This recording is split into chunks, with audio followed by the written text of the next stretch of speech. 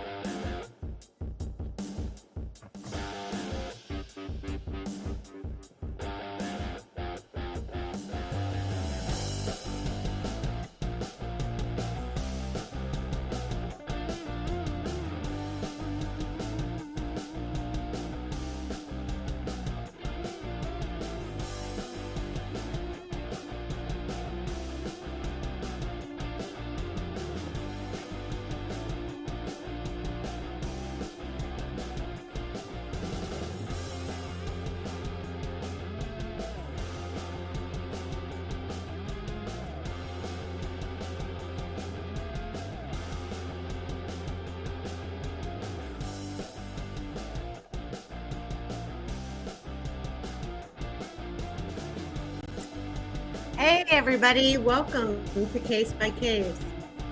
Sorry for the long intro. We have been dealing with some weird anomalies with video and audio. I don't know what StreamYard's been doing.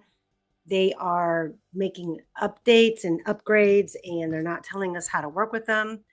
And I have Skip here with us. I have Cherie here with us. Cherie is going to be helping monitor all of your comments, and we will do a short Q&A at the end of the live tonight. Let me bring both of them on, which you are not going to be able to see, but they're both here. I don't know if any creators are in the chat and have experienced these issues on the changes that StreamYard has made. That doesn't allow me to pull my guests up onto screen.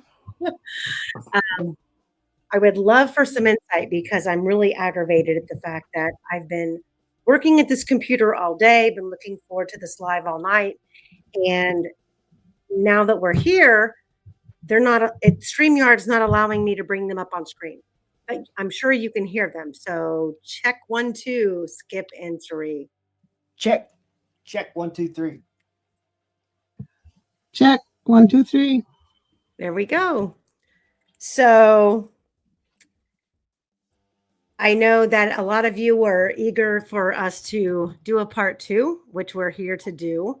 I have the presentation that would not load the other night. I don't know what's going on over here. It just must be my household that's creating all of the drama. But I've added to the presentation that we were supposed to review the other night, and we are going to dig into I'm not going to pull any punches.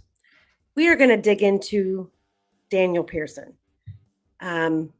He is an individual that we should have heard from trial. He is an individual who has been in the forefront since day one regarding a witness in this case.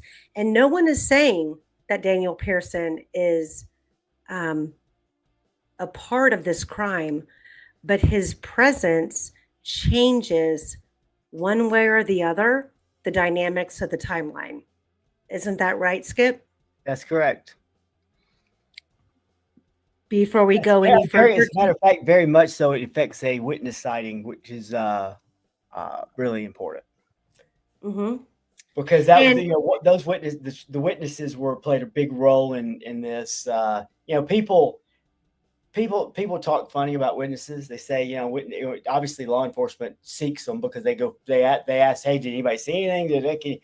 but then it's, well, they're unreliable. She didn't seem close enough, 50 feet. Well, it was an integral part of the prosecution's getting a conviction, having her see someone on the bridge that day, right? Mm-hmm. Because the close proximity to the girls, because of that, to the crime scene, all of that. But the person she described was not the same as the person described as the initial sketch that went out. The Old Bridge guy went out in July of 2017. And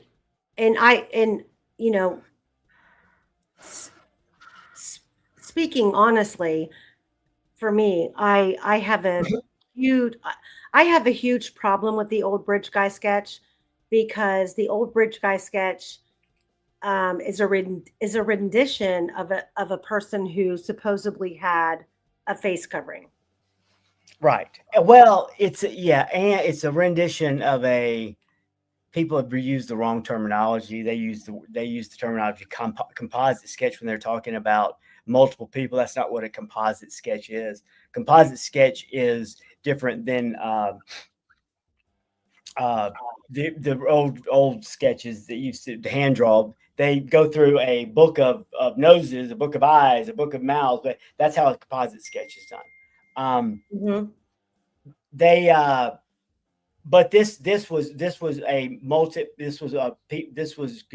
multi people contributed to the sketch, and they had a video that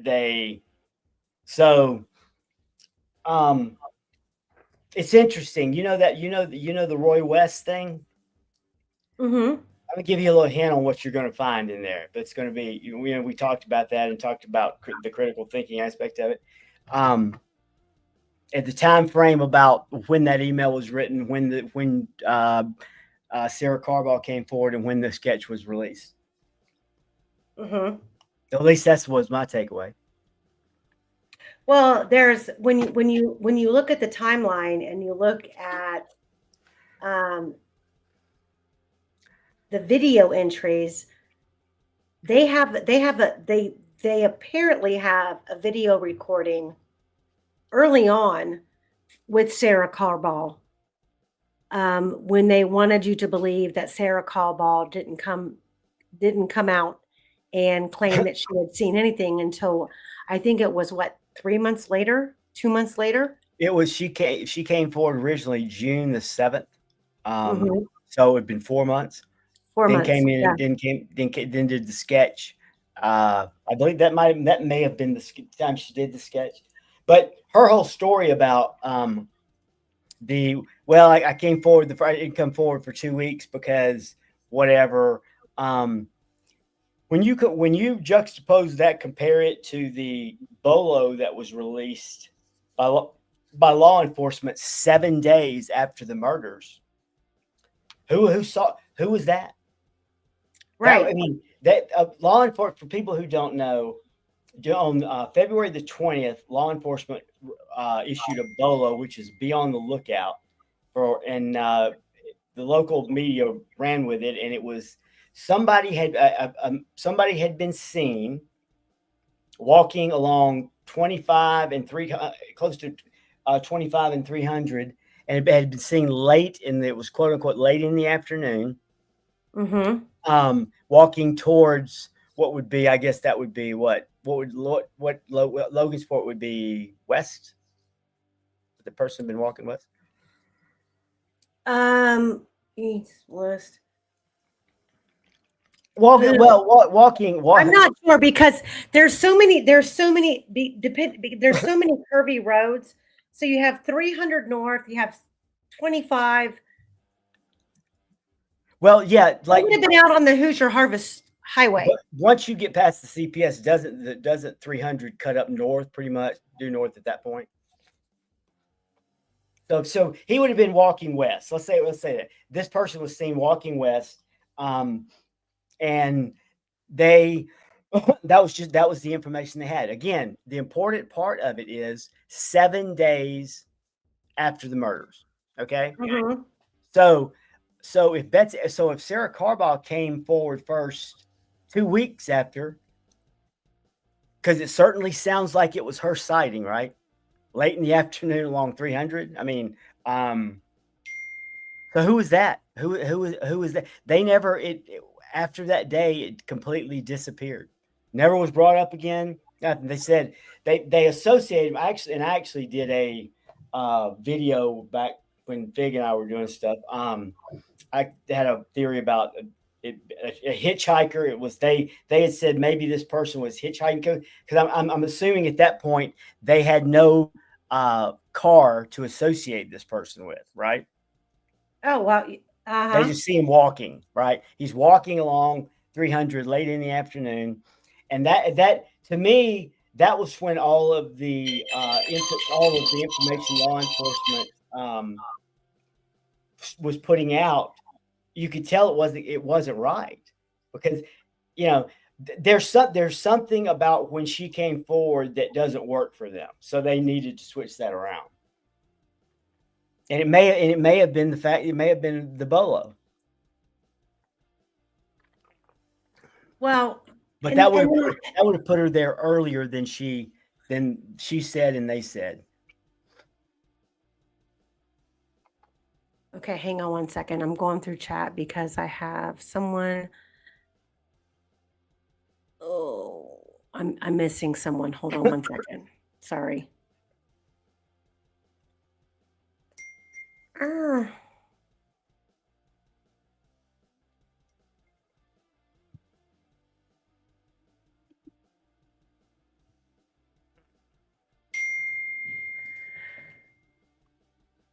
There she is. Okay.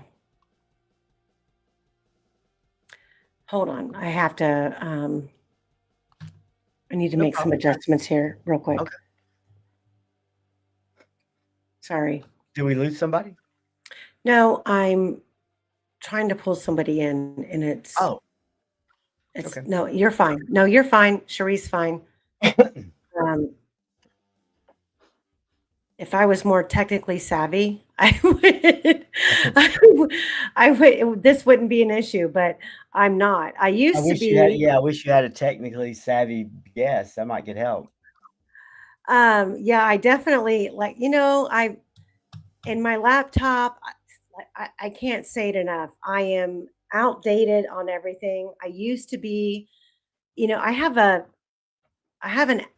Mac downstairs that is, once upon a time, it was the most amazing thing, but it's outdated. I can't even get it to turn on. Mm-hmm. So I need to buy a whole new laptop, and I'm really conflicted because I'm using an HP right now, and I used to use a Mac, and I was really Mac friendly until I switched to an HP, and HP seems to have a whole bunch of issues. So I don't freaking know. God help me. So hold on one second. Let me find Dip-diddy-doo. Will you please comment again so I can take care of you?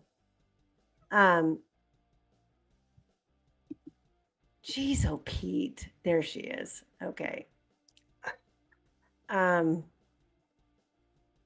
Yeah, a couple of people were asking about they were asking, wasn't that Brad? No, they never said who the witness was that saw the person walking along the road and they never gave the exact time. They said late in the afternoon. But here's one interesting thing, and this happened a good bit in this case. Is there was another event in a similar area 4 hours later. A broken down truck. A passerby was driving down Hoosier Heartland and stopped. There was a broken down truck, and so, but it was a little bit further up, and it was at 8 o'clock at night. But those two stories got intertwined and became one for a lot of people, and that's happened a lot in this case where multiple stories have been, and that's why it's so hard to. You really have to watch how you handle things, because it's easy for those two stories to become one, and you don't get the right. So you don't get the right scenario out of either one of them. No, you're right. And that's happened multiple times in this case. And sometimes I feel like law enforcement has taken advantage of that, where they've intertwined different scenarios to make it seem, and they've made it apply to Rick Allen. Yeah. Well, and Laura asked, did the Bolo did it went out before Sarah Carbaugh came forward? That's what we've been told. You would think that Sarah Carbaugh's circumstances surrounding Sarah Carbaugh probably led to the Bolo, but the law enforcement is saying them to look at both sketches and that they're saying that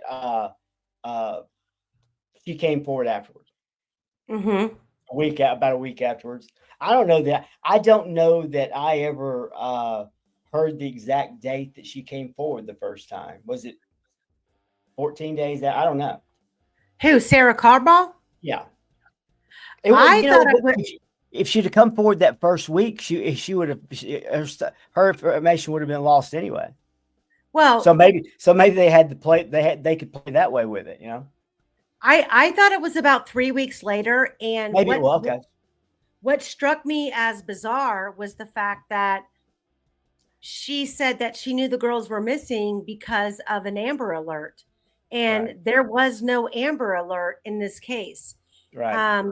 The girls didn't meet the criteria, and I'm going to go back to the whole scenario that they were emphatically thinking these girls were out running amok. There was several media comments that the cell phone was pinging all over town. Then they call off the dogs. Then they call off the search. There was actually, it's going to take some digging, and it might already be removed from social media or online altogether, where the statement was made that the girls had ran off before. So it's one of those things where you have law enforcement claiming these are all of the possibilities, and it doesn't meet the criteria for an Amber Alert, which was not issued. But Sarah Carbaugh claimed that she knew the girls were missing because of an Amber Alert, which is not true. An Amber Alert was not issued. Didn't most of the people at the trial say that she didn't come across as very believable in anything she said? My impression, and this is just based off of Andrea Burkhart, because that's who I listen to, and I listened to a little bit of Bod Mata, that she was kind of an eager beaver. Like she was very animated. She was all out robust in describing what she saw. Yeah. And yet when she was confronted with her statements via interviews, she got really hostile. Yeah. They didn't hear her mumble. They didn't hear her mumble bloody the whole time. She was mumbling, but yeah. I think Andrew Baldwin stated. When I take a step back at some of the shit in this case, it's almost like, I swear it's like satire. It's like I'm reading Mad Magazine in 1986 or something. It's like, it's the craziest. It's like every single aspect of it is, from the very beginning, they're having to lie about everything. Why the girls weren't found. Why, Carter can't even answer on Down the Hill. Hey, why weren't the girls found? I'd rather not answer that. Well, girls hadn't been found yet. Girls hadn't. Well, and with Sarah Carbaugh, okay, let's just give her the benefit of the doubt. Okay. She saw someone walking down 300 North. Right. And originally sitting in a tan jacket, right? She said some sort of a tan pullover. Okay. And you're talking like 3:58, 3:59, 4 p.m. Right. And didn't she claim to be really close to him? He was on Yes. the north side of the road. I mean, And she would have been 300 is driving on the south side, but she was really close. 300 is a 2-lane highway, and it's very tight. It is. But she claims she passed the Mears lot, and there were a handful of people at the Mears lot. Then she continues on, and I believe based on her testimony, she encountered this person halfway in between the Mears lot and the cemetery. Yeah. So this person would be walking against traffic, coming towards her as she's going down 300 North. Right. And Andrew Baldwin, while she was on the stand, claimed, okay, in your first interview, you said 11 times muddy. There was no conversation about bloody. It was 11 times you saw a muddy person. Right. Then her next interview was 13 times you saw a muddy guy. Yeah. Then at the third interview, which I believe was about a year later, like, I'm sorry, I have so much on my plate. I dates and times. Yeah, I think if this was the only thing I was working on, 2019, April the 1st or 2nd. So the third interview, this man has now become muddy and bloody, and he appeared to have looked like he slaughtered a pig. Okay. And this person is walking up 300 towards the Mears lot, Right. where all the frantic family members of Abby and Libby have now pulled into that area, and no one sees him. Right. He's not on the camera. And here, I'm going to pull, I know I've got this, because I've had a couple of people argue with me about this. She asked if I ever went to Delphi. I did go to Delphi. Pre-Coastin asked if I ever went to Delphi. I did. I went for a long holiday, for a holiday weekend in 2022. Sure did. It was interesting. Went out to the bridge, went out to the trails 2 days in a row. You know what? A couple of things were my biggest takeaways when I went out there was, I went out there the first day on a Saturday, and went to a brick and mortar and ate lunch, and then went out there. It was perfect, like 69 degrees. It was Memorial Day weekend, so it was into March. It was great. It was and then the next day, Julie came over and met me, and we spent about 3 hours over there, and we walked across the bridge down to the crime scene, did all that kind of stuff. And the weird thing is this was Memorial Day weekend, weather 70 degrees and perfect. We didn't see a soul, and I probably spent 6-7 hours out there. I mean, I'm not saying they lied about that as well, but I'm just saying there was not a soul, not a car in the parking lot. That we didn't see a person on the trail, nothing. And it's kind of creepy out there when it's like that too. And I've been out there. I think I've been there 3 different times, and I mean, I'm not going to lie. Like, despite this case, Delphi is a beautiful little town. It is. It's beautiful. The town is quaint. The scenery. I mean, I've drove through Tippecanoe, Logansport, Newton County, Kentland, Delphi, Monticello, Peru. I've been all over. And the one thing that I can tell you about Indiana is that it is a very wholesome, beautiful state. Yep. I love the park next to the little shallow river there and everybody. Now there were a lot of people out there walking their dogs. There were tons of dogs. There just wasn't anybody out at the trails. I mean, it's beautiful. I mean, and yeah. I've stayed a big park for a small town too. Mm-hmm. And the trails I think the first time I was out there by myself. Yeah, me too. And me and my little Yorkie, and we were out there, I think on a Saturday in the evening, and it was kind of a overcast day, and we walked the trail, and I was taken back by, although this is a scenic trail, Mhm. when you start on the trail to the left, Yeah. there are a crap ton of houses Yeah. that Weird. back up. And you're like, wow, I didn't think that there was this much occupancy in this area. Right. But it was just a beautiful area. Hey, Skip, take over for just 1 second. Okay. I want to ask all us something. She said, just check the transcript. First time Sarah gave us a statement was June 7th. So that was her time when she went to, I think that's when she did the sketch, because the sketch came out a month later. Anyway, when you get a chance, because I trust your eyes, look at the Roy West thing and look at the date compared to her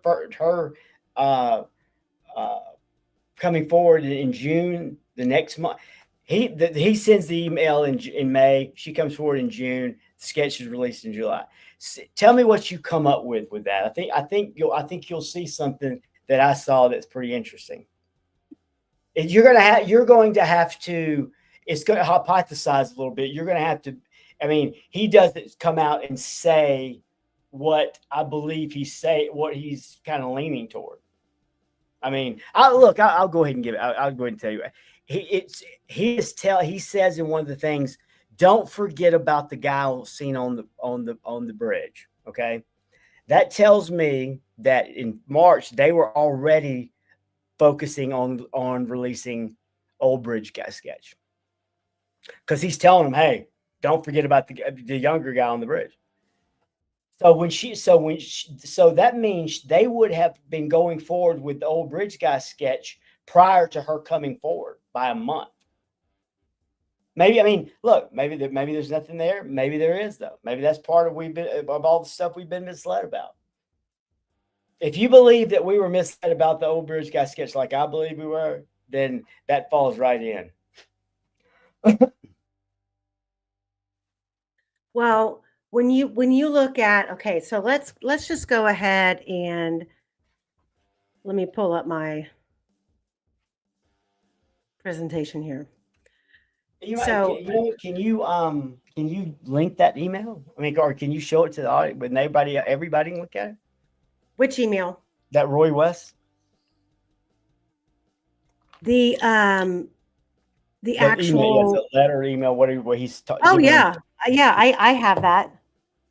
I mean, the audience probably like to see that, and they'll see what I'm talking about. About what we're trying. What do you? I kind of look at things that way. If I've got some kind of document, I try to come away with something, and it leads me to some kind of, maybe it leads to a path of some way or whatever. But that was what I took from that, was that he sent that out in May. Sarah Carbaugh was coming forward in June, but he had already was telling them, don't. I've got it here somewhere, don't I? I mean, I have it. I'll pull it up. I have it. But really quick before we go into the Roy West document, let's talk about a couple of things. Okay. We're going to talk about Daniel Pearson tonight. We're going to, we can call him DP, but it's Daniel Pearson. And according to public records and eyewitnesses who knew what he drove, Daniel Pearson drove a white truck. This was his white truck, and this was the family property. Come for me. I don't care. These are facts.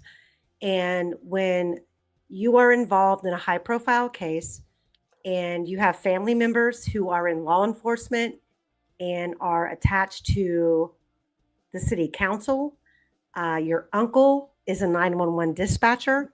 Yeah. You're putting yourself out there Yeah, to be and what scrutinized. his uncle's the city councilman, Steve Pearson.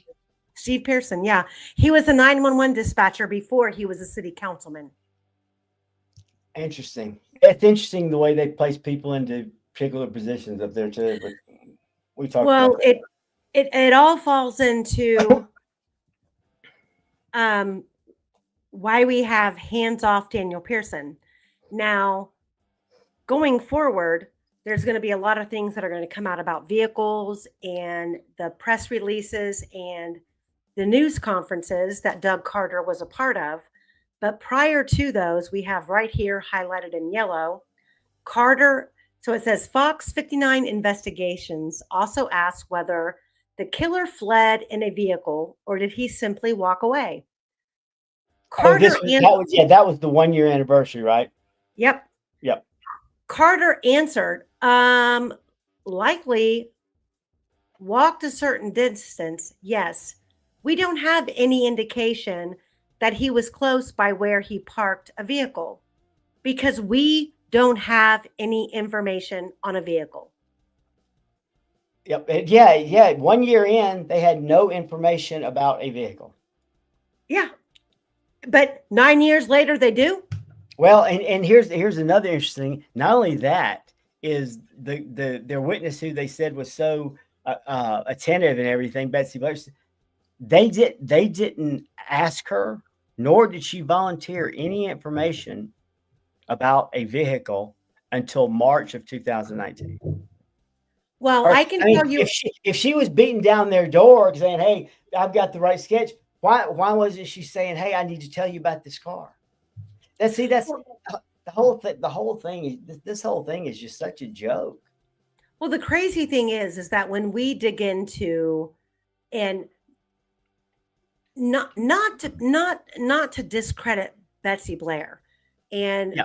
we can all agree that she frequented the trails, she walked the trails multiple times a week, so her encounterments and her memory of that day could be fogged.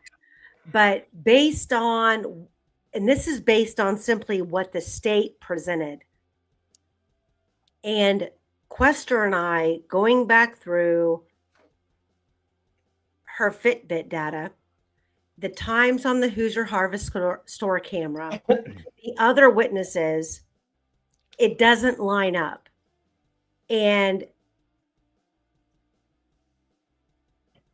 especially when you factor in that there could be this UPS driver, if we believe what Christine, the PI, stated, if you believe what she claimed on True Grit Crime to be true, that we have a UPS driver, and Jesus, I didn't load this video, but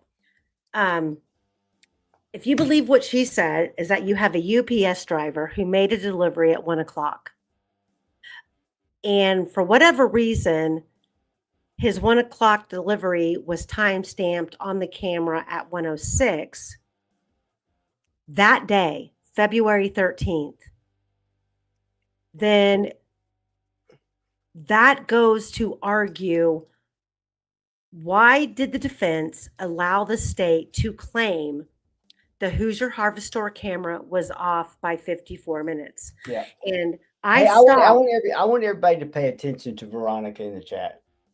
Okay, hang on. Okay, let's go.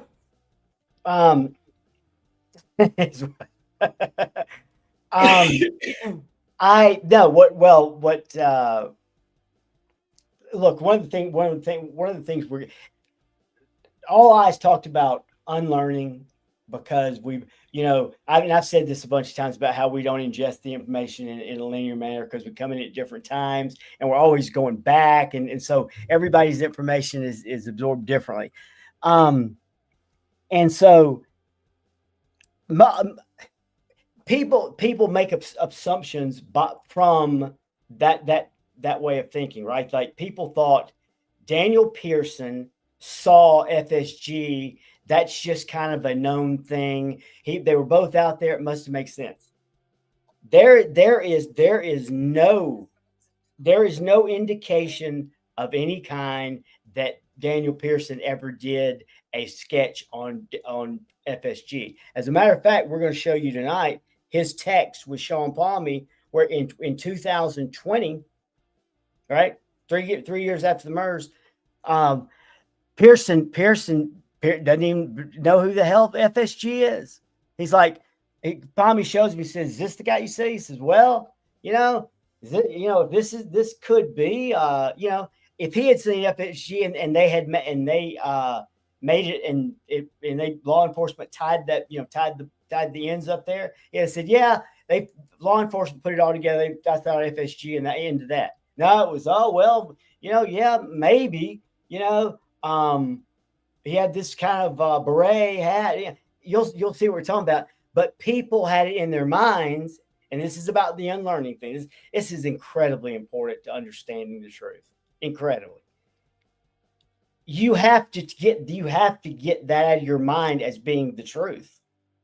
He law enforcement nor he prior to 2020 thought he saw FSG. That's why it's important to understand that there was also a false narrative dissemination campaign about, who were the witnesses of Old Bridge Guy, and it was always thought that he was one of them, and there's evidence that shows that he was.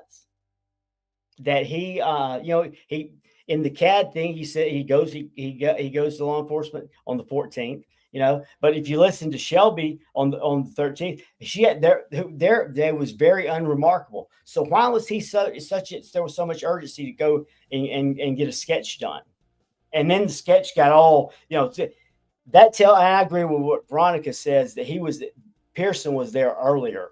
Pearson got there because nobody saw Pearson before the time when he was there with Shelby. He's never been consistent about his time. He never even would tell anybody who he was with. It was always nope. So nobody understood who he was with, what time they arrived, where did they park. And then when you listen to Shelby's trial testimony, you're like, none of that happened. Why is she telling a story that didn't happen? She says, "Hey, and people, again, this is going to be those fill in the blanks, right? It's like she says, I went and picked I called about what was the terminology exactly? I took my car in at 12:40. That's how I knew I got there at 2:30. She told Ball when she got there at 2:30, and then it was." Yeah, I called or took my car in at 12:40. Okay, well now the clock started ticking right at 12:40. Well, she didn't ever say anything again about how she gets to Delphi or who she was with. Everything is a fill in the blank, and it's been told differently to different people. And so everybody's got different stories. Like I know Veronica's got a story where they supposedly went and had lunch. Shelby went and had lunch, and then, but I fortunately know where some of that came from because I was involved in that, and there was a lot of misinformation that was put out because of me. They were trying to mislead me. They even told me that Shelby went there with a guy named John Shields. So I called him. I said, "Listen, I'm tired of these. I'm tired of these people in this Facebook group called In Plain Sight lying to protect." I don't even know what they were doing. And let's see what Veronica says. She told me she dropped her car off around noon, met people for lunch. They went to the trails. Her dad called to say her car was ready to say, "Yeah, right. Okay." She told you that. There's not a word. There's nothing about that in her trial testimony. That's totally opposite of what she said. So that's the thing. Why the deception? There's a reason for deception. People just don't naturally, particularly in a courtroom, in a trial of with two girls that murdered. Why so much deception? Why the need to hide stuff? And why the need to mislead people that were looking into it? I mean, people who weren't around then, you can't even believe the amount of misinformation that was put out there to get me off the scent. It was unbelievable. It was not. I mean, like I said, she was there with John Shields. Because until I went on True Crime Garage, it was all just rumor about who Daniel Pearson was with. It was always very mysterious. That's I put it out that he was with Shelby Hicks, and so then that turned into, well, Shelby was there. Let's see, that's how this goes. That turned into, well, yeah, you're right, Skip. You were right about that. Shelby was there, but she was there with John Shields. No, Skip. You're lying. Why are you lying? Skip. Yeah. Can you hear me? I can. Okay, so while we're talking about Shelby Hicks, let's just review. We're going to review her trial testimony. Okay. And we're going to point out what is important and what the defense standing in front of her failed to pounce on. So we're going to. Hey, can we stop just one second? I want to talk about with Veronica, because I feel Veronica's got very good intentions here. She's in it for the right. She's in it for the right reason. She's like anybody. She's having trouble understanding why this girl lied to her. It's like this denial thing. It's like, why I'm seeing this girl lie, I'm knowing now she lied to me, and so blatantly that it was like, we all know people lie. I mean, that's part of life. But when it's still shocking when you see it at the magnitude of this. And from Veronica's standpoint, I understand how she feels. I totally understand. Okay, so Veronica, wait a minute. Veronica just said there was never her driving around Amish people. Okay, but that is what she testified to. Yeah. Oh, yeah. That's the point. What she's told and what she's told in trial are two completely different things. Like I have no qualms with. And she says, I was told DP was out there with other people. They met up. Okay. So let's just get down and dirty. Okay. Let's talk about this. Yeah. Read her testimony. That and the fact that Quester and I have gone over this timeline front and back, inside and out. And the state wants you to believe that there was only the 4 girls, the Bree Wilbur, the Rayleigh Voorhees, and the 2 little sisters out there at the time that Rick Allen was strolling down the trails from the furthest distance all the way out to the Monon High Bridge, lurking to kill someone. That is not true. There is a shit ton of people out there that we did not hear from. The timeline doesn't work. And to be honest, if you look at all of the comings and goings of people, Richard Allen would have had to have turned into the Invisible Man to make it from Freedom Bridge all the way down the trail to the Monon High Bridge, across the Monon High Bridge, without anyone seeing him. And on top of that, you have people parking at the Mears lot, coming and going, which is literally 9 minutes between the Mears lot and the Monon High Bridge walking distance. And no one sees nothing. I am not a believer that Daniel Pearson saw the bridge guy. I don't know, Skip, if you are. I'm a believer that Daniel Pearson, from the onset, felt the need to lie. Yeah, absolutely. And look, I don't want to interrupt, but what Veronica got, what the information she's got that from Shelby and all that information, that is all information that was given to cover their ass for something. If you start asking about the truck, Here's if people start asking about the time. Yeah, it was all based on, we were, it was always thought that they came together, but it was in DP's car.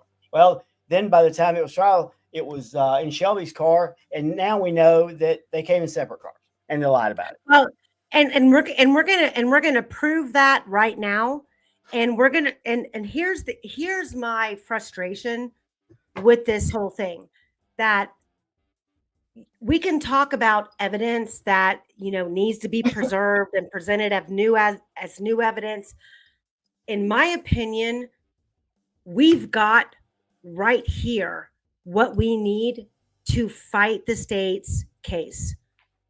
And I believe that the defense team were not focused on, I think that they had built up for months, focusing on the Odinists, the first year of the state's investigation. They were dead set that this was related to Odinists. And Right. I'm not saying that there's not some parallel, but I feel like they did not focus on the people on hand who were there and the comings and the goings. And by the time the third party suspect hearing came about and they were shot down, they were left scrambling because they were trying to save a man's life. Yeah. This man was in a high maximum security prison. He was being injected with Haldol, and they had no control over what the state was going to do to him. And they wanted to fast track this on a speedy trial track. And they lost control of the case. Yeah. That's what I feel. I feel like they lost control of the case, trying to save this man's life and focusing on what they had before them without looking at what actually,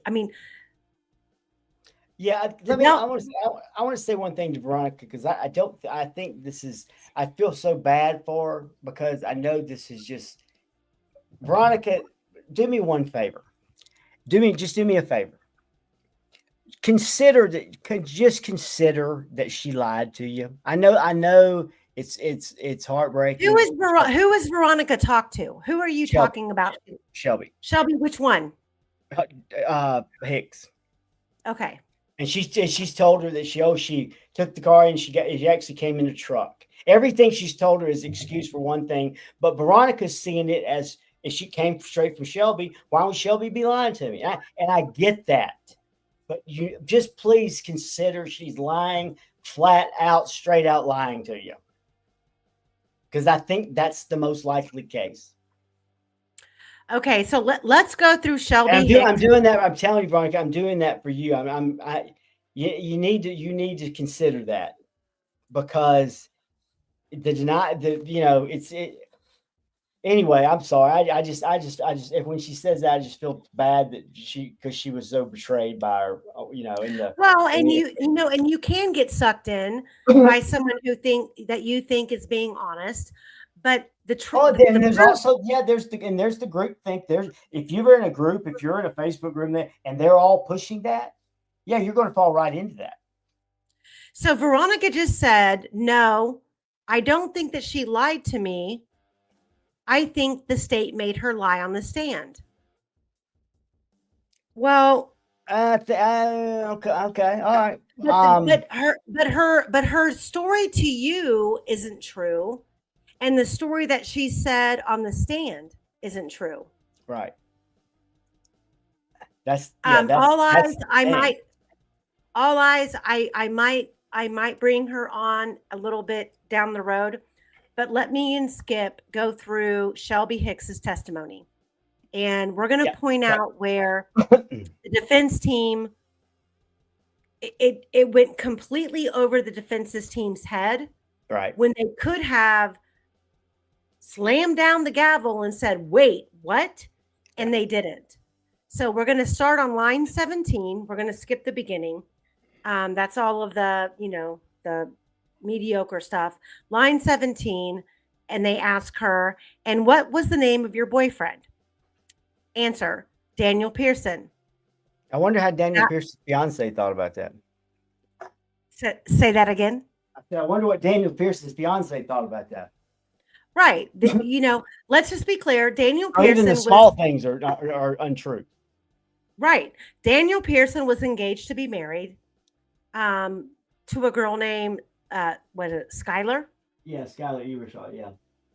Yeah. So he's out there. So in the beginning, you can understand why Daniel Pearson was like, oh shit, I'm caught. I'm out here on the trails with a girl I'm not supposed to be with. I don't want to be forthcoming. But we've got 2 little girls that are dead. Yeah. So, you have to weigh your morality check there and decide, okay, what kind of person is he? But so she is straight forthcoming at it on the stand in the trial that Daniel Pearson is her boyfriend. Right. And she's asked, that was then? At the time, yeah. And so when you say trail, what are you talking about? The High Bridge trails. Okay, yeah. The trails here in Delphi. Yes. Had you ever been there before? I have. Had you ever seen the High Bridge before? Yes. So what time is it? Do you believe that you arrived at the trails? I believe it was around 2:30. Could it be a little bit later than that? It could have been, yeah. You think it could have been earlier than that? Could have been. What makes you think that 2:30 is about the right time? 2 things I know. My car was done around, I took my car in around 12:40. And also, when I was at the trail, my dad called me and I had timestamps of it at the time around the 2:30 mark. And what time? I'm sorry, where did you park, if you remember? It was the trail connector. I believe that's what they call it. It's a little pathway for the vehicles between the bridge where the highway is and the High Bridge, which would be Mears. Was there anything across the street from this trail, if you remember? I believe a house, like a farm, older house, farm. Have you ever heard it called the Mears connector? I haven't. Hold on one second. My little thingy. I haven't. No. Okay, well, can you describe for the jury, just so that we know we're all talking about the same thing? Was that the connector parking lot area kind of, let me bump over, where you could go after you would leave to get to the trails? See, this line of questioning is confusing to begin with. Like, it's really confusing. So I believe there was a gate you parked in front of. You walked around, and then you had 2 options. Like the trail went to the highway towards Freedom Bridge, AKA, and to the bridge. So we came to the middle of the path. We just pay attention. So we came to the middle of the pathway. Mm-hmm. That means parking at the Mears Trail, they walked up the little gravel drive to the actual trail. If they went left, they would have gone to the Monon High Bridge. If they went right, they would have gone towards Freedom Bridge. Weren't they seen right at the entrance? Didn't Riley see them, or somebody saw them? Or maybe I don't know that I believe any of that, but I mean, I don't know.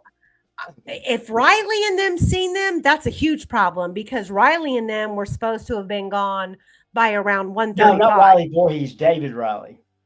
Oh, I have no idea. I thought he saw them. I thought he saw them around 2:30, maybe coming in. But the key word here is we. Yeah, they were. Yeah, together. Yeah, they were together. He's from Lafayette, and he lives in either India and sometimes Delphi, sometimes Camden. But it was a we thing. Yeah, we. So, very good.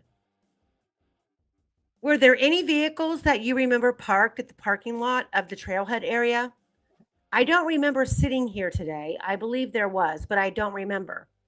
Would it help? I know it's been a long time, but do you remember taking a deposition?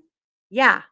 Do you think it would help your recollection to be refreshed if I handed you your deposition and pointed you to the specific page where you may have remembered that?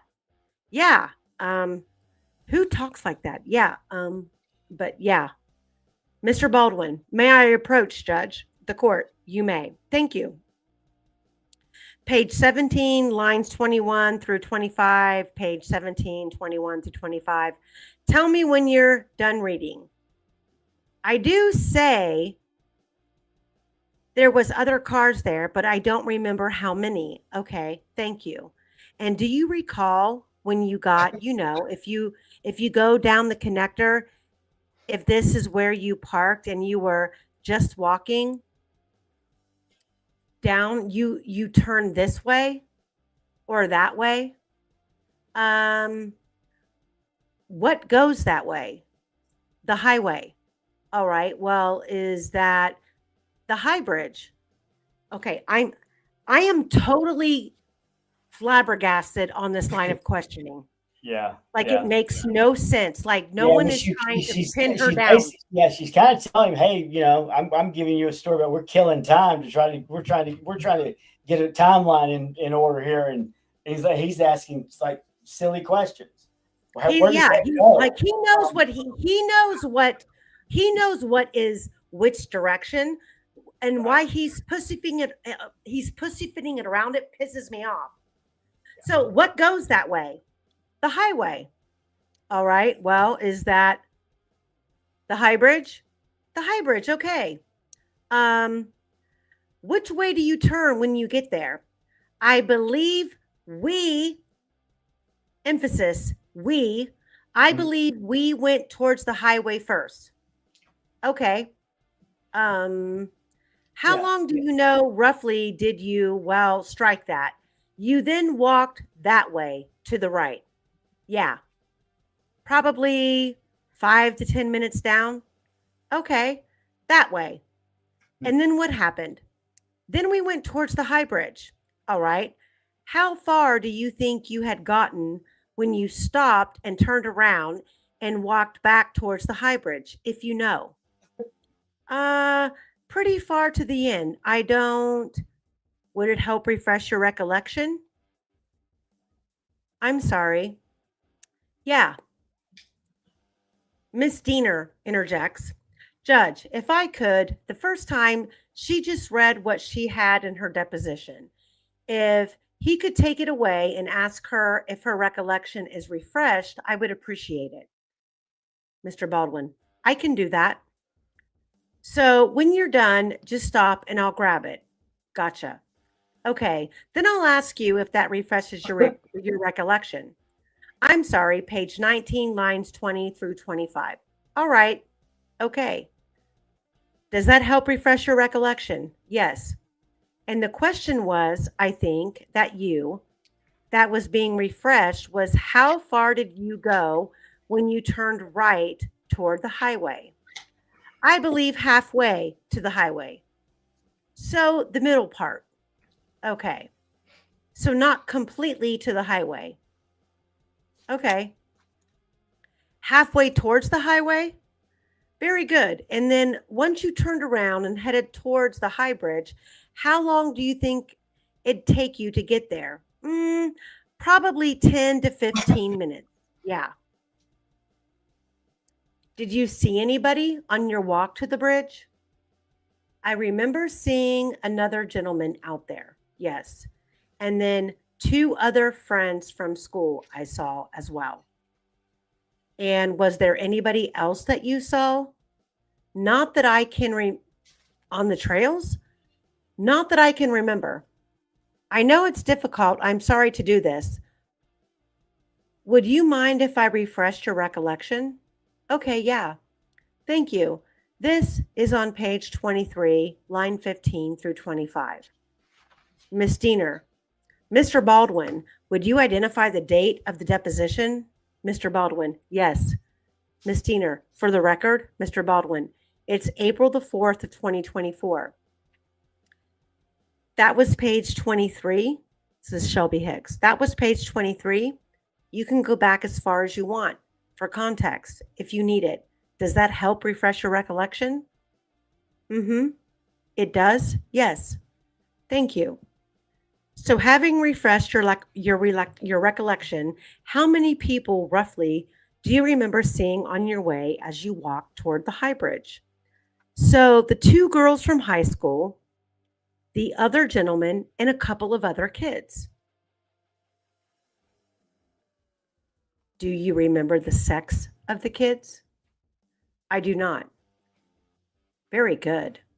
The older gentleman, as you walked towards the high bridge, do you remember anything about him? Just that he had a camera. Well, let's talk about your friends. What were their names? Cheyenne Holquin and Shelby Duncan. Okay.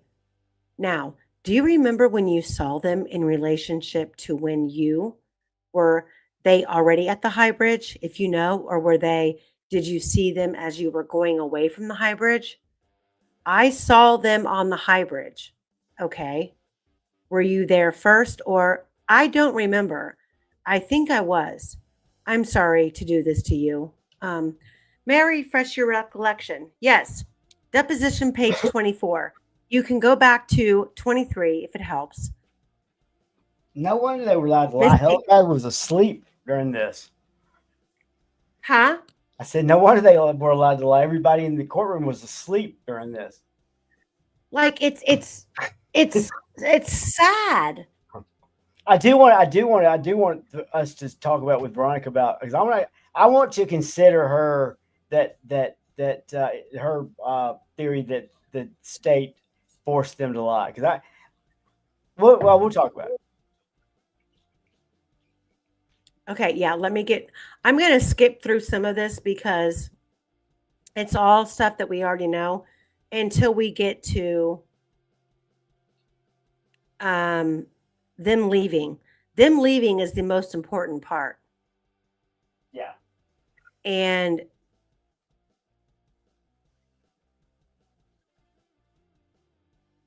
that's the one thing I'll say about because it does appear that the state is giving these witnesses the green light to lie. I mean, it's just the craziest thing I've ever seen. It's not just Shelby. It's not just it's all of them. I mean, tan to blue, mumbling. Yeah, it's like crash shit. You know, you got the green light to do anything else. You want to say you went out to Amish country and didn't get home till 8 o'clock, and that's whatever. You know, it's just the most amazing thing. So let's go. We're gonna go to the second to last page where she says, okay, this is line 2 of the second to last page. Question. Just so we're all talking the same language. I mean, when you were on the platform on the high bridge, how long do you think you were on the bridge? Probably 15 to 20 minutes, she claims. Okay, so everybody get out your calculators, get out your time maps. If they're sitting on the bridge for 10 to 15 seconds. On top of her head. I can tell you that right now. I mean, everybody needs to backtrack all of these reference points as to when Abby and Libby were dropped off, the time that they would have entered step by step on the bridge, when these people were reportedly there and how long they were there, and no one seen or heard nothing. It's bullshit. So they were on the bridge for probably 15 to 20 minutes. Would it help refresh your recollection if I handed you your deposition? Oh, sorry to do that again. Page 29, blah, blah, blah, blah. Yes. How long do you, now that you have your memory refreshed, how long do you think you were on the bridge on that platform? Less than 30 minutes. Okay. Could be as much as 30 minutes. Yes. But no more than 30 minutes. Right.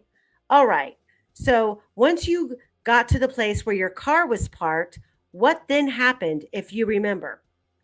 We drove around the Amish community in Camden, and then we drove back to my vehicle. Hello, people. Yeah, they got in a different vehicle, but there was Drove back only, to my vehicle.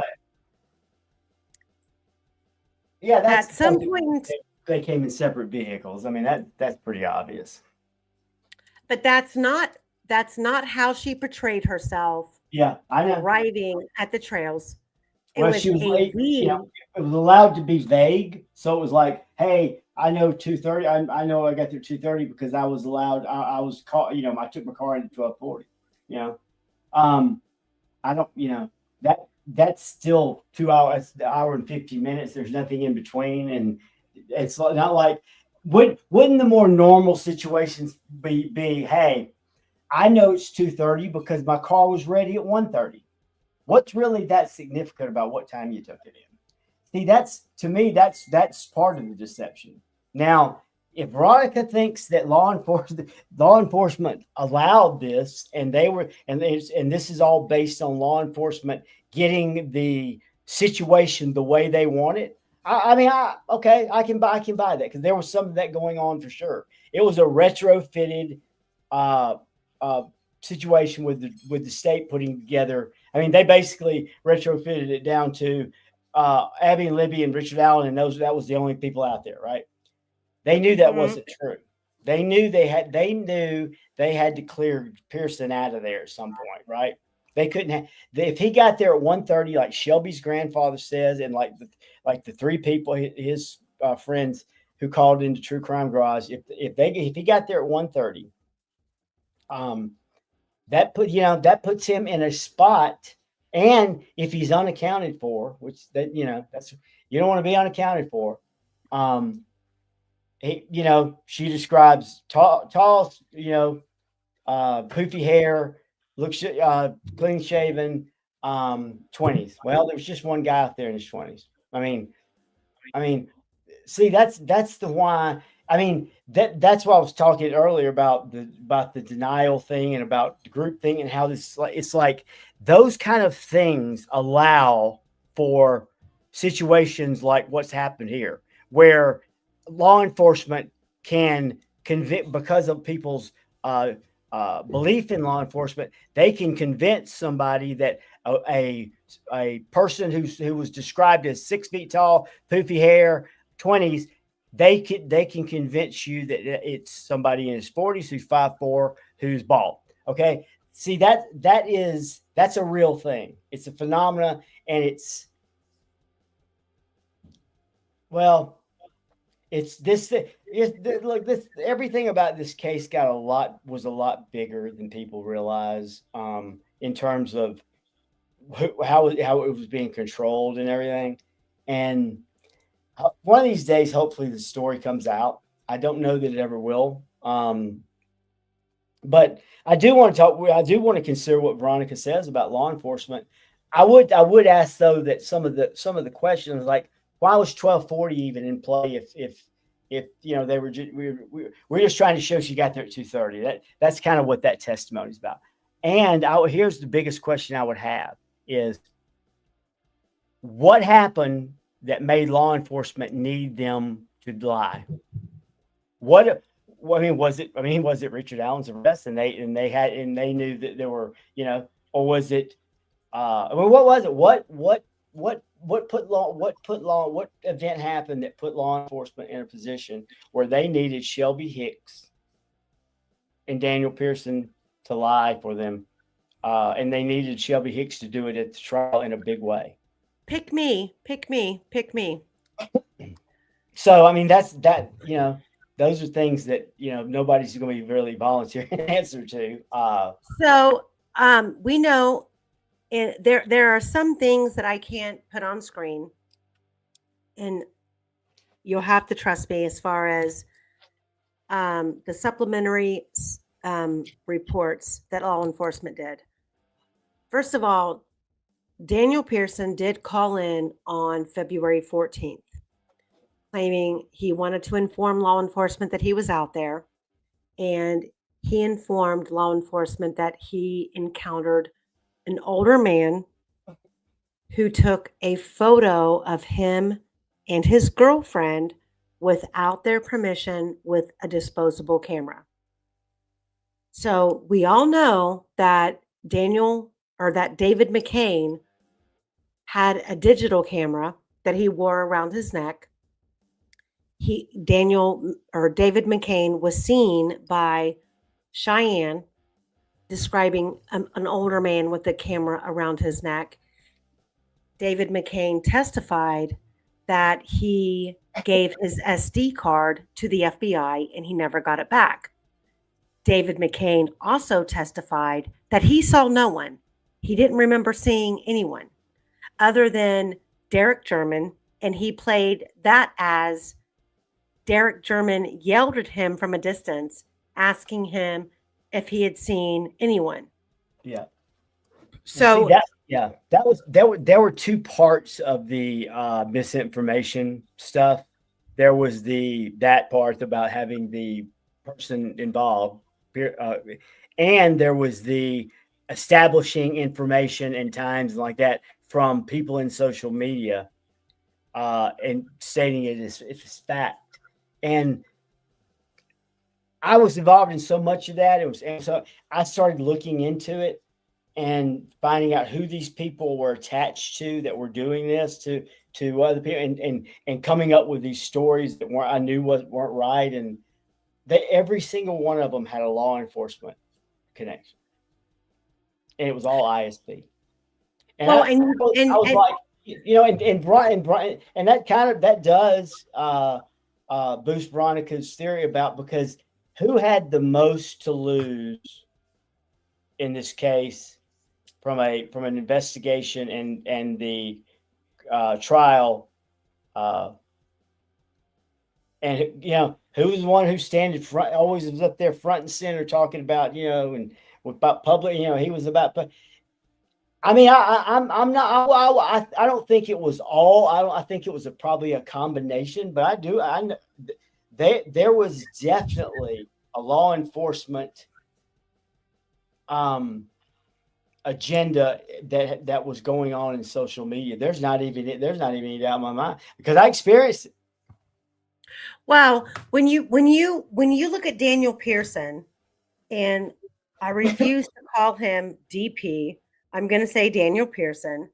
Daniel Pearson has a long family history of being involved in law enforcement, city council. His uncle, Stephen Pearson, was a 911 dispatcher up until 2012, maybe even further than that. That when you're dealing with a crime like this, and you want to talk about what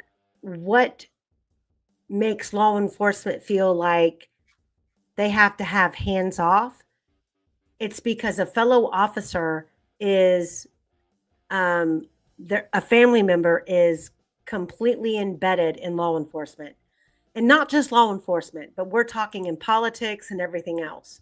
Yeah. And if you look at this, Great Lakes Fungi provided this. These are all of the people in the area who have been promoted, have advanced through. Yeah, it's interesting. And you come down here to Steve Pearson, Barbara Pearson. They're all on the city council for Carroll County. George Mears, Beth Mears.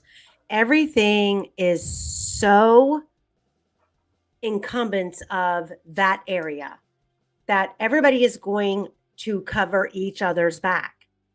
There's no doubt. And when you have a young kid who's up and coming, and let's be honest, I can pull up, hold on, let me see here. I know I speak for you too when we talk about Veronica's. To me, it takes some courage to come forward and talk about what she's talking about. Hey, law enforcement force some people in their 20s to lie. I mean, Jesus, man, that's a statement. The crazy thing is, I don't know how far off the truth it is. I think it was. I think that was in play for sure. I don't know if it was maybe to the extent that she think that she's talking about, but I think it was definitely part of it. I want to know. I want to know what was the if people talk about it next though. What was the origin of having to do that? Why did they need to do that? Was it just part of retrofitting the investigation? Because they couldn't have a guy who's in his 20s who looks just like the young guy sketch, unaccounted for it, won something that day, and they couldn't let him come into the courtroom. They just couldn't. So they got her. They got his redheaded girl, pretty little redheaded girlfriend, to lie about what time she was in Camden and Amish country, and then I guess he decided the next day not to come in. I mean, this is stuff. This is stuff deep. This is stuff Richard Allen's attorneys got. I mean, this is like. I mean, you're talking about major misconduct. They don't want to talk about that though. No one wants to talk about that. So let's take a look at this. Okay. With Daniel Pearson.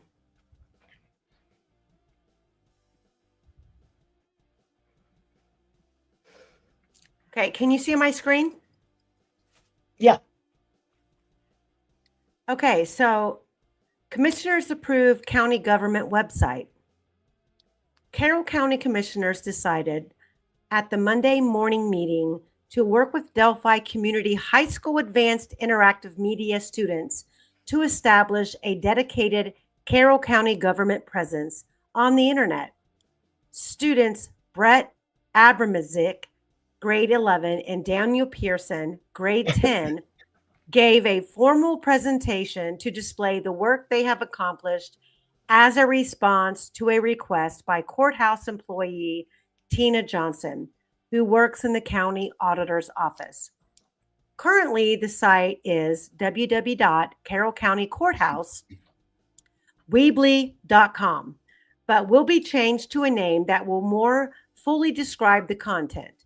Kinsey recommended commissioners purchase a domain name for approximately $40 a year for search clarity. She said when the domain name is purchased, the word Weebly will be deleted from the address. The site will feature photos from around the county and inside and outside of the courthouse. Pages will be developed and added for each department by the students under the direction of the county government. It was mutually decided that the students will interview each department head to develop the content of their page. County Auditor Elaine Hathaway was charged with site maintenance and page content. Deer Creek Park mowing. So you talk about an inlet and being diverse in a county's government proceedings and them approving you, interviewing them, developing a website to embark on putting out county official information, and you're giving a sophomore in high school permission to do that. Yeah. And then he ends up on the north end of the High Bridge when two little girls go missing, and people want to ask, well, why was he hidden from the public? Then you want to go further into his family history, and his dad was a sheriff, and he's got parents or family members, not parents, I'm sorry. He has family members, uncles involved in city council. When all of this came down, somebody said, you're not fucking talking to him.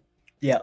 And not only that, they also put in play is if anybody comes after him and brings his name up, you discredit their ass. Mm-hmm.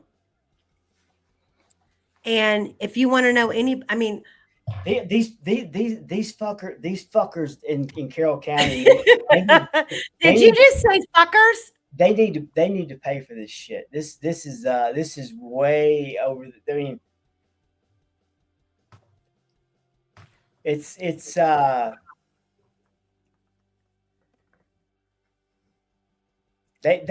somebody needs some. There needs to be some accountability. They harm some people. They harmed some people. Some people. They're public. They harmed them, and didn't care. Didn't give a shit. No, they didn't. And the fact that this dude was standing on the bridge so tell me, okay. All right, give me 5 minutes. I'm going to pull up the Google Drive with all the information in it. Okay. Take over for 5 minutes and give me a second to pull all this stuff in. Yep. And we're going to go through Grandpa's text messages. We're going to go through the other guy. What's his name? You know what? You know what I will say about Veronica? Does Veronica seem like this, that she's not even surprised at all a little bit about any of this? Is that what the attitude up there is? Is like our law enforcement's just corrupt as shit, and that's just the way it is. That's the kind of way it seems like it is. I mean, that I might have to pack my shit and get out of there.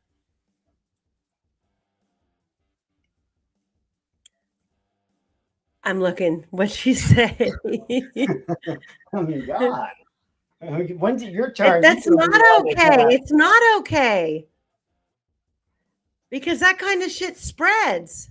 Sure it does. And at some point it'll be your turn. You'll be the one that is either called in to be, or you'll be the one that, they come after. Look, the whole thing has been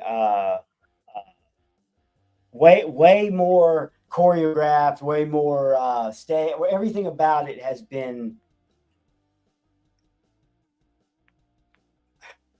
I can tell. I mean, some of the stuff that where people tried to mislead and was just unbelievable. It was no shame at all. It was like they knew they were lying.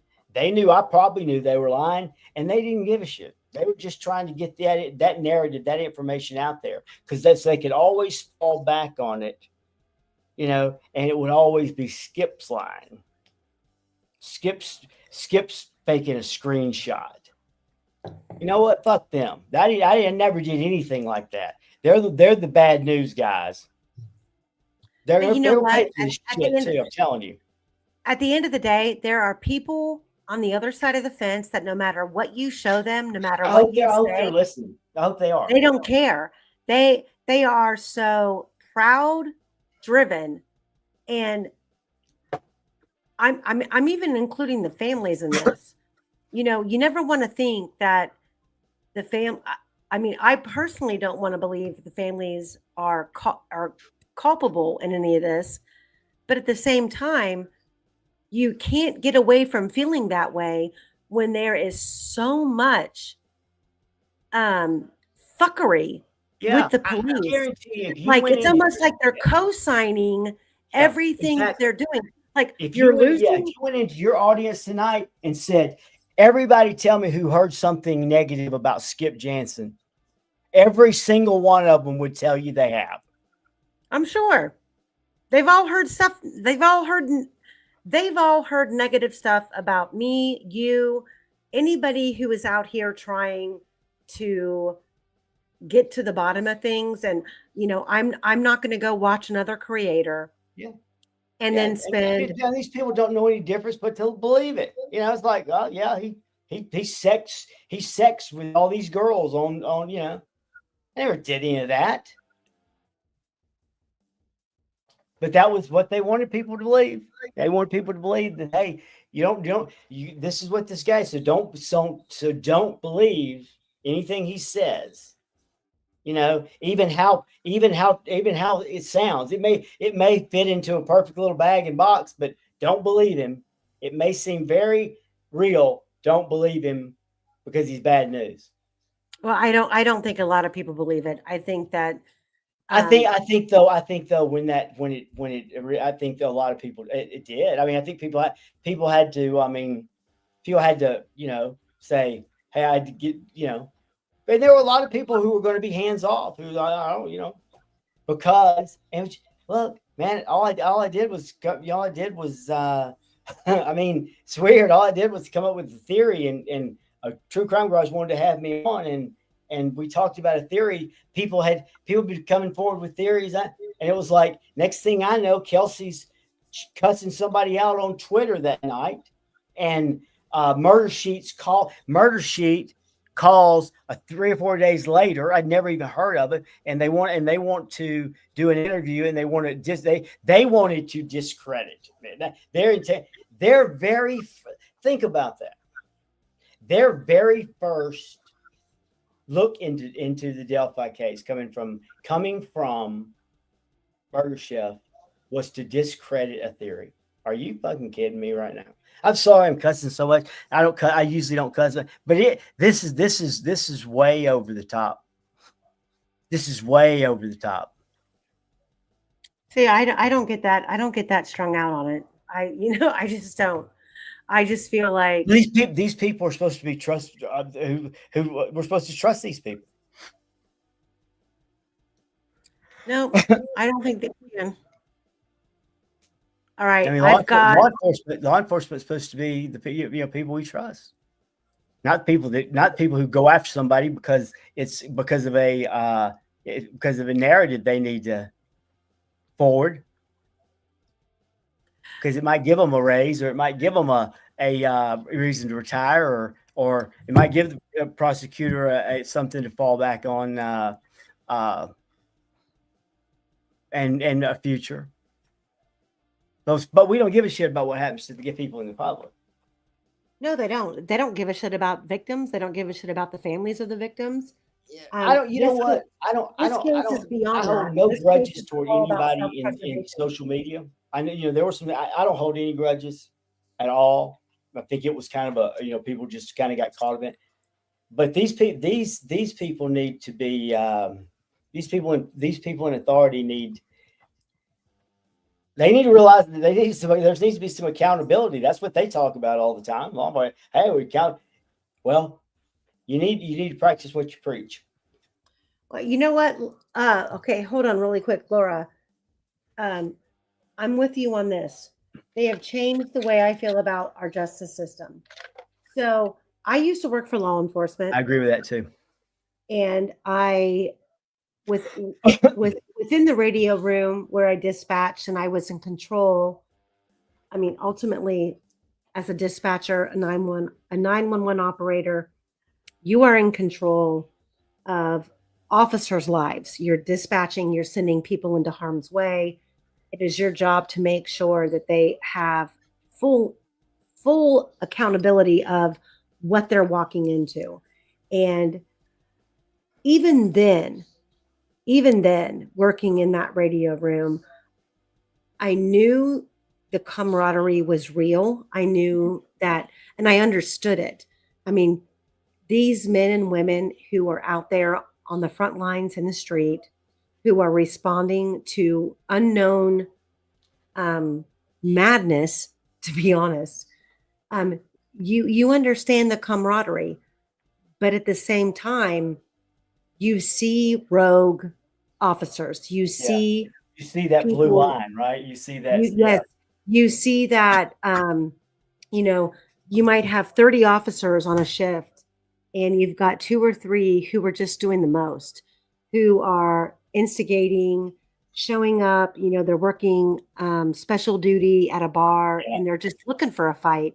Yeah. And you can see it. The 20-80 rule, the 20% do 80% of the work. Yeah. And, I'm a firm believer that law enforcement, that is the difference when law enforcement, I'll put it to you like this, the way I see it. Law enforcement and teachers are 2 of the most important people in our community. Law enforcement saves you. Teachers help build you. And when you have a teacher who is doing things, you've got your teachers who are accused of being sexual predators. These are the people that you're supposed to trust the most. You're supposed to be able to trust law enforcement. And that is the saddest thing about this work right here, is when you come to the realization that you teach your kids to follow the rules, to follow the law. Then you have to turn around when they're older and say, be careful. You can find yourself in a world of hurt crossing the wrong officer. You have to second guess a teacher's intentions. And that is the saddest thing about this whole system across this country. We have lost sight of the valor of the badge and the valor of honor, and people who are put in a position of guidance when they literally take advantage of all of us. And you have to be able to know the difference. And when you know, and the worst part about it is when you realize there's a difference, like Carroll County is not on the up and up. The state wants to turn the other cheek and pretend we're the bad guys, not what we're seeing in the forefront right in front of our face. We're the bad guys. That's not how this should be. Right. We should be able to call it out and demand answers and demand transparency. And this is a case that we should be able to rightfully to the Supreme Court of Indiana and say, we deserve transparency.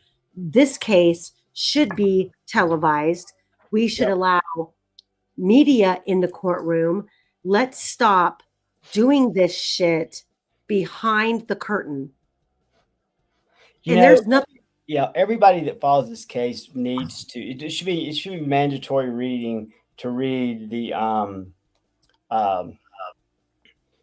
articles, the two articles from the local paper there. What's the local paper there? The Comment. Yeah, the Comment. The Carroll County Comment. Yeah, people need to read about how McClellan became the prosecutor. Somebody they needed him to be. Maybe it was to coordinate the way this whole thing went down. I don't know, but a more experienced guy was bypassed. About $200,000 in that was still out. That there had to be special prosecutors had to be brought in. Not to mention the special prosecutors for conflict of interest, because he was a county defender or public defender. Mm-hmm. So they did all that. He had all that, hurdles in front of him, and yet he just jumped right over the guy who worked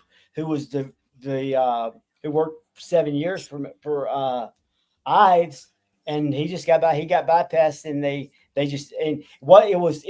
was monies that Carroll County was going to have to pay. It's my understanding that Ives ended up stepping down because woman doing false. He was definitely placed. Yes, absolutely. Was he sick? Who? Ives. Oh, when he retired? I thought that he retired because he was so much. It's kind of hard to believe. I mean, they've had a narrative for every damn bad piece, every bad behavior they've done. Did not. Skip, come on. What? It all happened organically. What are you talking about? Jerry Bean, the Jerry Bean guy, I mean, like, he thought he would just step right in. He didn't have $200,000 worth of unfinished business. 80 cases out there, 80 that they're going to put in.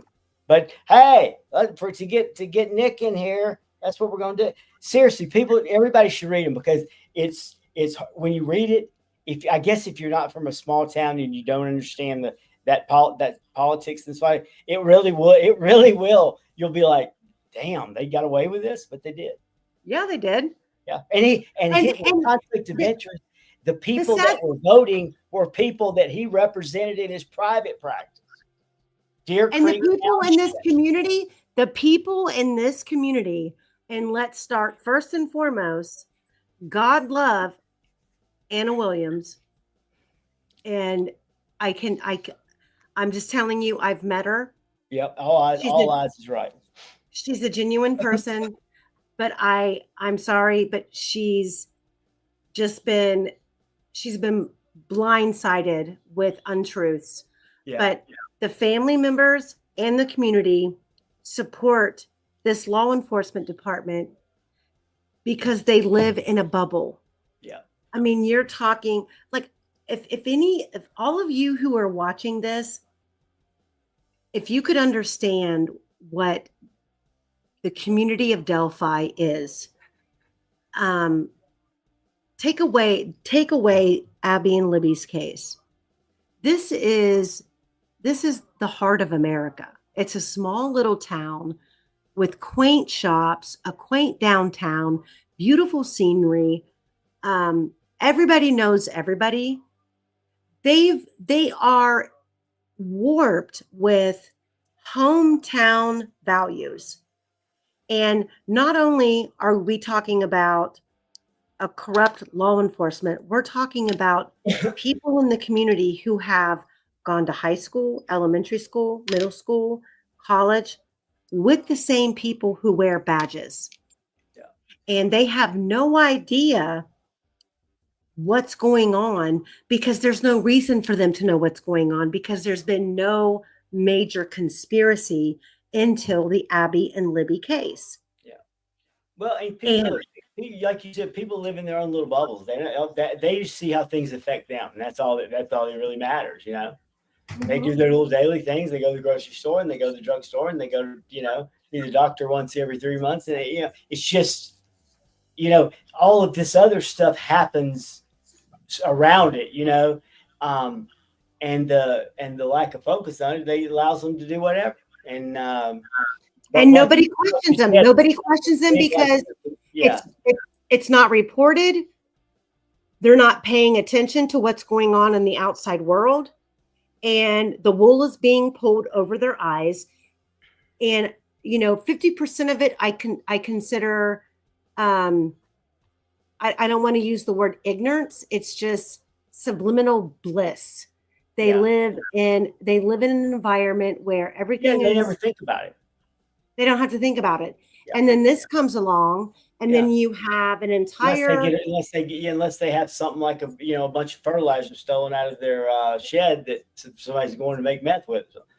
Yeah, or you've got the entire United States bearing down on them, making them feel like they're absolutely stupid and ignorant.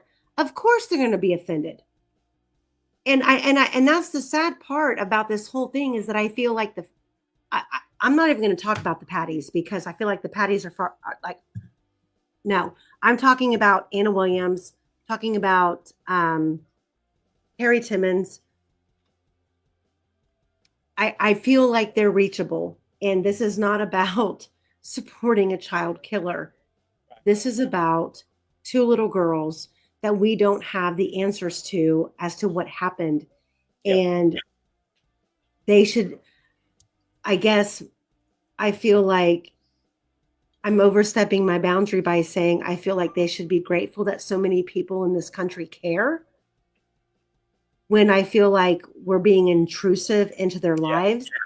That's more like what they probably feel that we're they're the worst thing that happened to them is when we all it was like the insurgents showed up. It was like people, but you're right. It was people who cared about getting justice for the girls, and they're like, oh God, now there has to be some kind of walking the straight line, I mean, because if you've got, let's say, Veronica, let's say just part of that is true, that that means that the situation that somebody feels easy enough and good enough where they can just create a they can create the outcome of a trial on their own just because there are no checks and balances. You know, Right. I still go back to Stacey Dean, what she said about the timeline getting blown up, and I'm like, you know, if you were so positive that you had it all your I's dotted and T's crossed, then why would you even worry about somebody blowing up your timeline? The facts are the facts, and the truth the facts are the facts, and the truth is the truth. And they should be able to prove their timeline without worrying about anything. And they weren't able to do that. And they lied every step of the way. There's not one element of this case. And we need to get into this Google Drive with these text messages with Shelby Hicks's grandpa's text messages about when Daniel got there. There's so much more that we have to get into. That well, and it goes back what all I said about unlearn. You have to come into this with that perspective, is that I'm willing to unlearn everything I have learned, you know, because probably 70-80% of it's wrong. Mm-hmm. But and that's why it's a hard thing to do. It's a hard thing to do. Okay, I'm going to step away for like 2 minutes. Give me 2 minutes. Take over, Skip. I was going to see if there's any questions. Everybody out there's asked great questions tonight, though. I've noticed everybody the thing that's kind of sad though is I like the fact that you guys are all up to speed on the case and aren't blindsided, but it's almost like everybody here is like just resigned to the fact that this is just a bunch of damn criminal crook law enforcement and always have been, always will, and that's just kind of what it is. I hope I'm wrong about that, but I don't think I am. I think that's just the when it becomes a part of the culture, it's part of the culture. Yeah, I do have X. I don't go on there very much, but I'm actually Skip Jansen on there as well. I used to be on there a lot I talk about basketball because I was involved in AAU basketball for a long time, coaching and stuff. So but no, I'm not on Discord anymore. I didn't trust it here. And so I still have my Discord account, but I haven't been on there in forever. I do plan on making myself available though some more, just because I feel like there's something to say, and I don't think maybe it is over, but I don't feel like it is yet in terms of even whether it's Richard Allen or some kind of change, some kind of hey, we can create maybe we can create some kind of change. Maybe it's not in Delphi, Indiana, but maybe it's somewhere else. Maybe it's somewhere in Ohio or Kentucky or wherever. But when you come into a case and you know what your intentions are, and people come after you the way they have a lot of people. I'm not the only one. I don't feel sorry for myself. There's been a lot of people they've gone after. And everybody's kind of got their own. I was somebody made a comment about me today in one of the channels, and it wasn't very flattering. But it was the channel that I've always supported. Now I try to stay out. I don't need sides. I don't know. I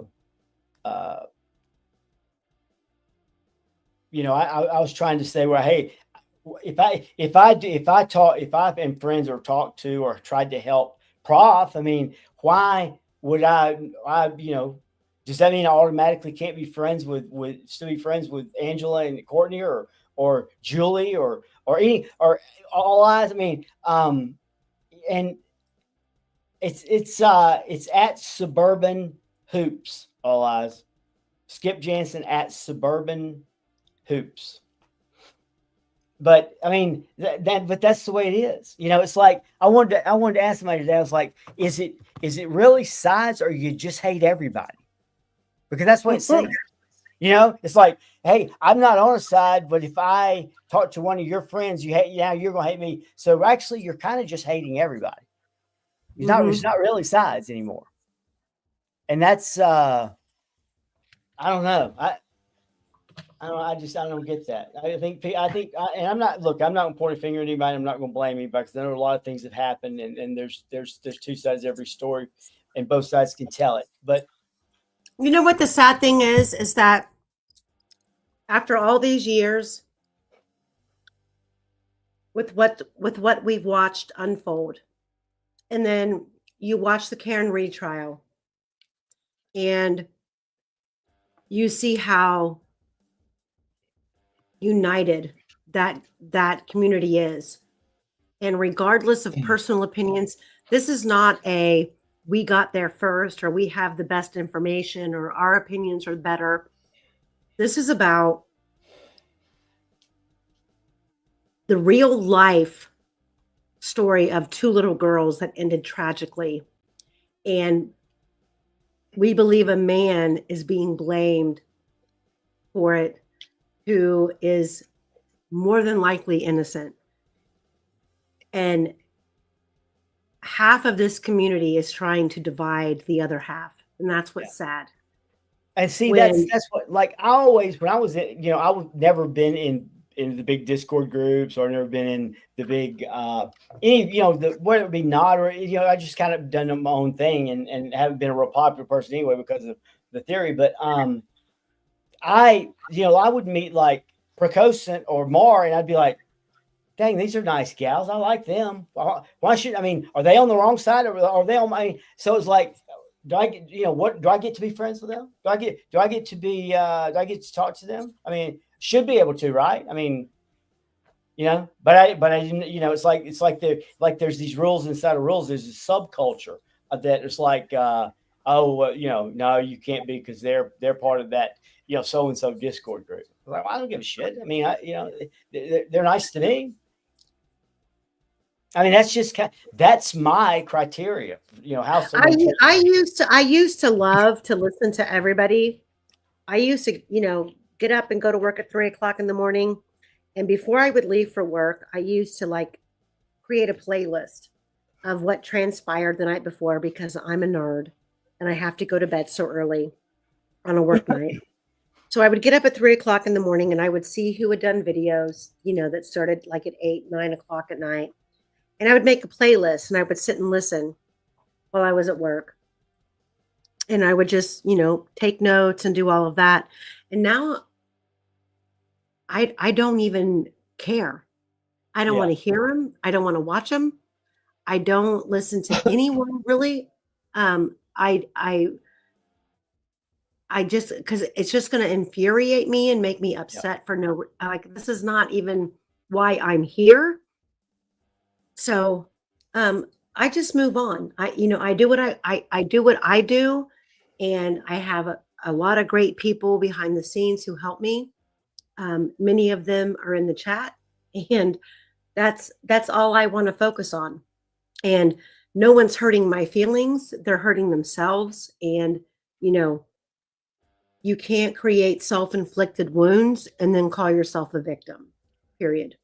Yeah. That's, when, when it gets like that, it becomes, it's more than the perspective. You've lost perspective on what you're there for, and look, I don't begrudge anybody for their making a living and doing whatever they're doing. But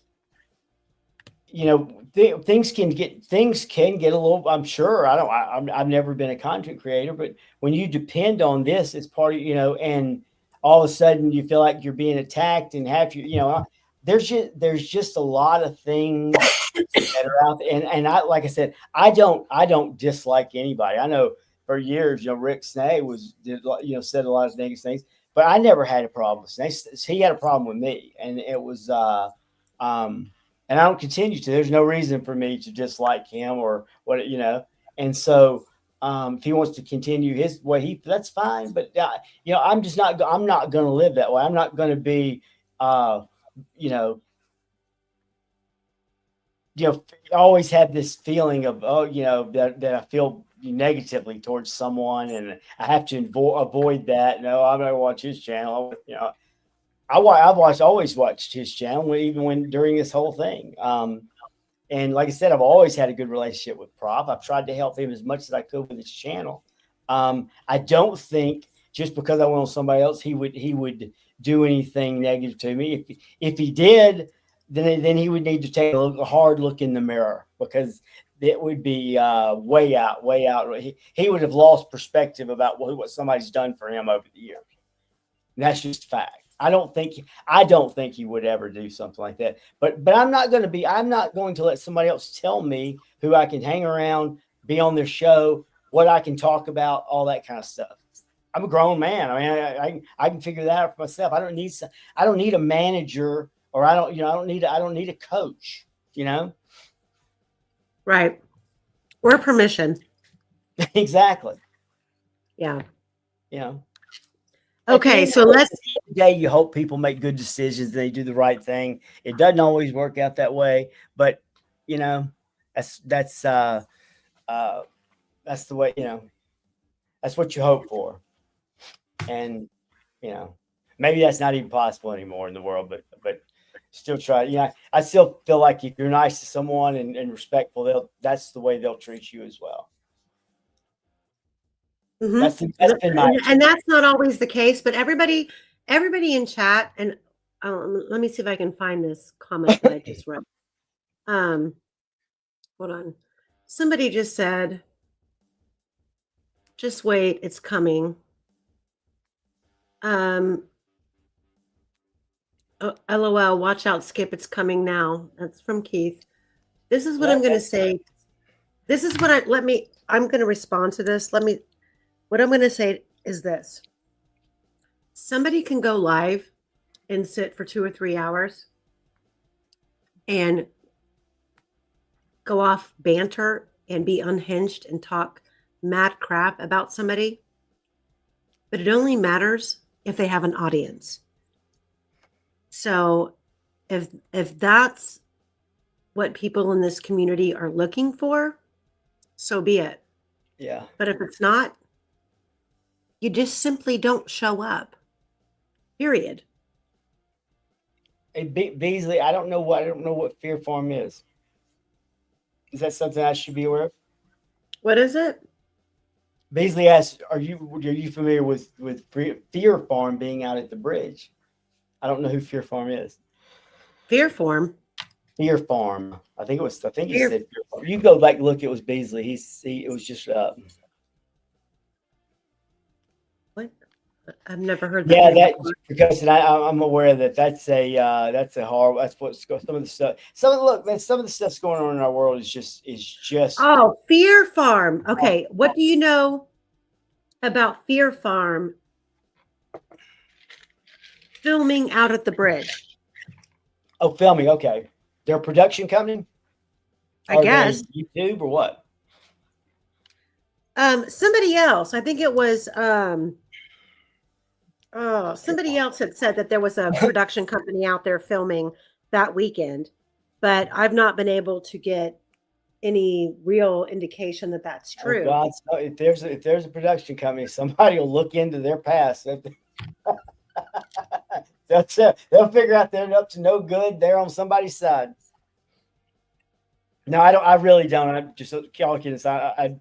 I don't know anything about them filming out there. Is it anything specific? Do they have a MO about what they Fear Factory? Is that what it is? Fear Factory, like the Fear Factory or Fear Farm. I think it's some sort of a movie production company. I've heard about it before. I thought Fear Factory is the on NBC, right? I don't want to give anybody away, but I think there's a pretty well-known social media person in this case who was on a show like that. I have no idea. I wouldn't say who it is. But if you figured out who's athletic, track, all that kind of stuff, who would fit into that role, you'd probably pretty easy to figure out. Anyway, go ahead. I've said too much. Okay, so I'm going to pull up. Hold on. I can pull these up later because they're on my presentation. Hold on. Yeah, that's what I'm thinking of. Fear Factor. I don't know what the hell I'm thinking of. I don't watch TV anymore, so Why? What? Okay, what is this? At this stage, I need to remove. Okay, so I'm going to pull up. Dino. Are you ready? Yeah, I'm ready. Okay, I'm going to pull up the Google Drive. Okay. And then you tell me where to go. Okay. Because there's hundreds of folders. Right. Tell me where to go. Can you see my screen? No, I can't. I see. No, it's dark. But go to witness information in one of the main folders. Okay, hang on. You should be able to see my screen. I see. Now it's here we go. It's up now. Okay. Okay. Yeah, go to geez, the name of glasses for that. I see Bennett. Go to bad people. Go to witness information at the very bottom.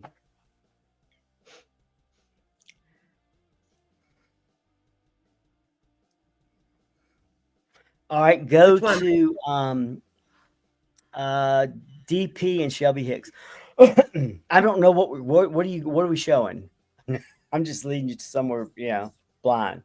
I'm asking you. I'm looking. So let's tell you. You want to see that? You want to show this? You want to show the Sean Palmy text where people understand that the whole narrative about DP seeing FSG and that was just a commonly known thing has always been it's been false. We can show them that. Yes, that or Shelby Hicks's grandpa. Oh yeah, let's show that. Let's show that first. That's going to be in reference material.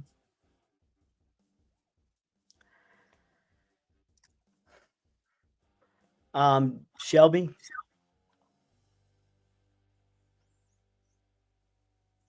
Is that Jim Sachs?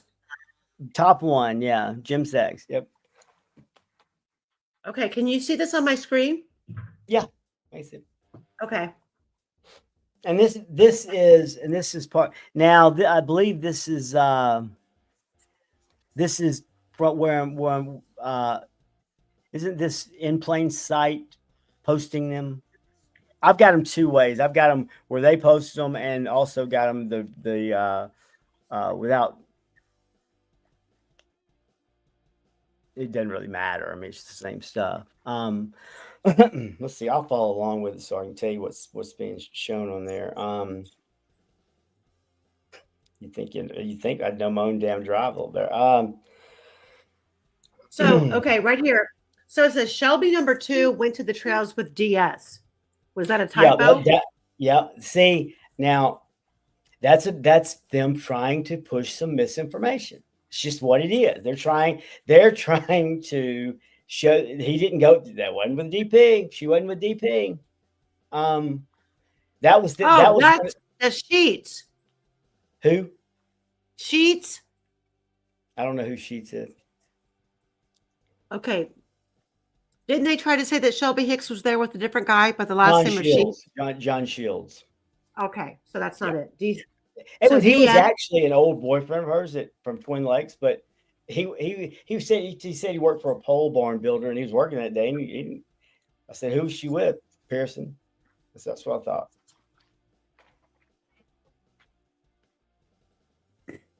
Okay, so it says Shelby number 2. Are they considering Shelby number 2 Hicks? That's how they referred to her. She was Shelby number 2. Okay. Went to the trails with DS. Typo. They arrived around 1:30 in a silver Impala. Well, we know that Shelby Hicks drove a silver Impala. Yeah, that's sometimes mistaken as white. And I'm pretty sure they did not park at the small area across from the Mears. Right. Shelby number 2 is good friends with Cheyenne, and it unexpectedly ran into her on February 13th.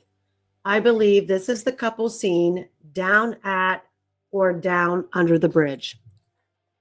She was with Schroeder. I've never heard that name before. Hey, look, there's been so much false information pushed that it's just off the charts. I'm not saying Precoces is doing that right there. I'm just saying that's the information somebody pushed there to get it. Yeah, that's the thing about it is when intent is the most important thing. He was. Oh, so what did she say? She says he wanted me to give document type information about someone and their family. What? Yeah, unfortunately, there's been way too much of that kind of stuff. I mean, I'm doxing somebody. Would never do anything. That's that is such a privacy violation. It's just unbelievable. It's unbelievable. And people don't. Hey, I'm doing it because I'm gonna discredit this guy. He's gonna be bad. I'm gonna be good. What am I missing? Because I'm sharing my screen. Yeah. What am I missing? Who said that? That is what it says. Shelby 2. Damn, I can't read. Can you make it a little bigger? Does that work? It says. Well, let me just read my phone. That way I'll know what it says. It's basically saying the same thing. Jim's saying. They arrived at 1:30. Shelby was driving her 2004 Impala Silver. She said, I doubt she took any pictures. Not really her thing. I think she got there at 1:30, but she didn't go to the bridge first. A nature preserve is near there. I used to take them there when they were younger. So she's saying she was there at 1:30. So that obviously, it's kind of seemingly puts Pearson there, but it says they saw somebody, the boy she was with says they saw several people. The boy she was with went to police. They grilled him for 5 hours with sketch artists. Okay, that's somebody who was giving a sketch for a reason. That's not somebody going in to law enforcement and saying, "Oh, I saw some 80-year-old guy out there who had a camera." 5 hours getting grilled, you didn't tell them that. That's not the story you told. I can promise. So the question is, what did he tell them? Why did he need to be part of the old bridge guy sketch? Why did he need to be a witness? Was it because he knew he was seen? He knew Betsy Blair saw him. Betsy Blair saw him. Yeah, and so he's trying to get in front of that, So he's like, "Hey, you go to the next day. You go to the 14th. I'm part of the sketch. I'm part of the sketch witness crew now. I'm a witness." And that was how the whole theory kind of came about. The theory was that it was a witness turned suspect, witness turned killer, or whatever. Somebody who had come forward. Somebody who had made themselves or got themselves in front of it. They had been seen. They knew he had. And so people would ask, well, they said, well, how do is it why? How do you know he's been seen? Well, we got two witnesses. We know at least two people saw him because we got two witnesses, right? So that was part of coming or getting the theory together was, hey, we believe he was seen. So if he was seen, what would be a logical thing to do? Go forward to get in front of it. Explain your whereabouts, particularly if you were unaccounted for. If you didn't have an alibi, you were there by yourself. But here's the crazy thing is that Daniel Pearson, out of that whole group of people, and we haven't even gotten into the other names, but you've got Daniel Pearson, who is from Delphi. He knew Libby. I'm assuming that he knew Kelsey. He was a little bit older. He was very technically savvy. And then Yeah, I've got a screenshot where he's talking about knowing Kelsey said they drove one of the same school bus when they lived near each other. yeah, that I'm assuming that would be he rode the same school buses. Kelsey, not Libby, because he was more Kelsey, Kelsey's yeah, age. yeah, I would think so. Yeah, I think he said Libby, and I know the school. What's the elementary school there? First through. I'm not I know there are sure. more grades than one. Unless Carroll County or Delphi, Had 1 through 12 at that time.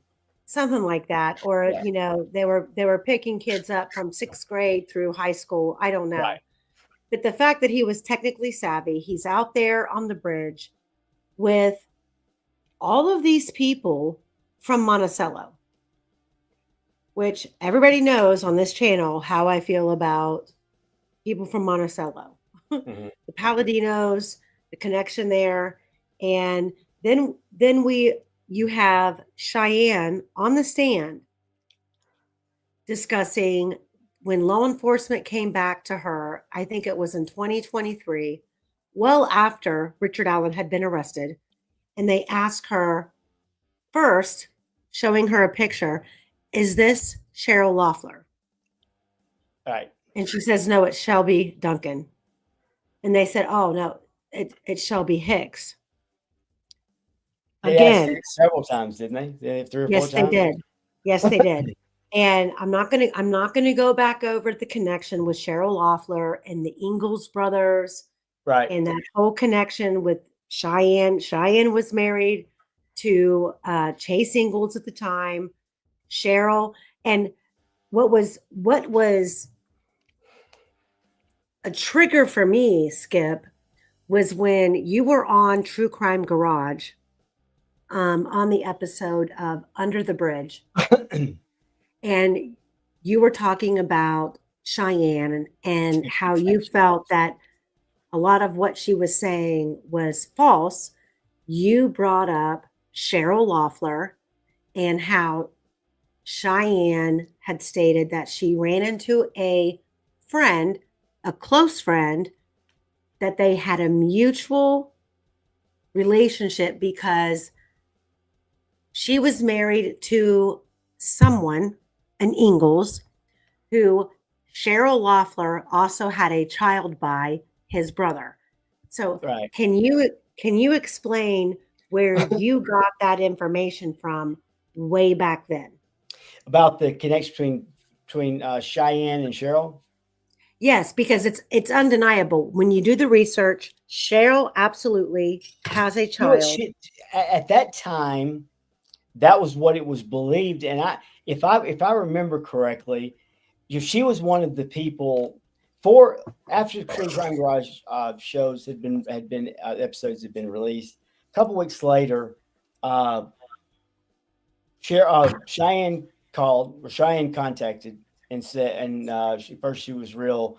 I'll get my lawyer after you, and I'll do this and that, and you'll be talking to my lawyer. And so the captain said, "Well, Discovery, we get to do Discovery if you get a lawyer involved." And she said, she said, "Well, just leave me out of it."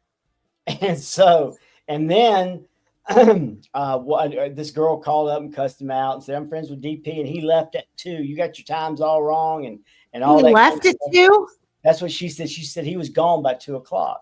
And so then we get 2 emails from people we verify. One lived near the bridge, one lived in Camden, that said the same thing. He was, "Hey, y'all are wrong. Why do you keep saying he got there at 3:00? And like, well, that's what he said on social media. Well, he said, well, that's not what he told us. He told us he got there at 1:30. That was their exact response. That's not what he told us. He told us he got there at 1:30. And so then when we picked up real quick, grandfather, hold on, really quick in the chat, and for everybody who listens after on the replay, regardless to whatever time Daniel Pearson got there, no one is saying Daniel Pearson was involved in this crime. Daniel Pearson is a paramount figure of this timeline. Yep, in the investigation. And the investigation. He was, and his eyewitness testimony is pertinent to proving that Richard Allen did not pass him, come back forth, regardless of whatever Daniel Pearson states. He never identified a man that resembles Rick Allen. Yep. Him being on the bridge, if he's there at 1:30, waiting for his mistress, because he's engaged to be married, Shelby Hicks was absolutely his mistress. If he's there waiting for her, what is the one thing that Betsy Blair states? Young, clean shaven, 10 out of 10, brown poofy hair. Looked like he seemed to be looking for someone. Looking like he was looking for someone. Yep. And then she claims she turns around and walks back the other way. And she claims to have passed Abby and Libby. Yeah. That's a conundrum that you cannot get away from. And why this man, Daniel Pearson, was not put on the stand is a freaking problem. It is, and that's where I can get on board with Veronica's about the state. And look, at some point you have to always look at this as who's benefit from this, who benefits from DP's being there and being, and we've got who benefits for him being hidden. I mean, it's like, hey, DP is in that first week of witness. We know he went in the next day. Okay, that's gone, destroyed, lost, whatever, quote unquote, lost. Everything, God. When I say stuff like that, I'm like, I can't believe I'm saying that about us. But it seems just pretty damn obvious that they took everything that they could use that was in support of them, and they destroyed the rest.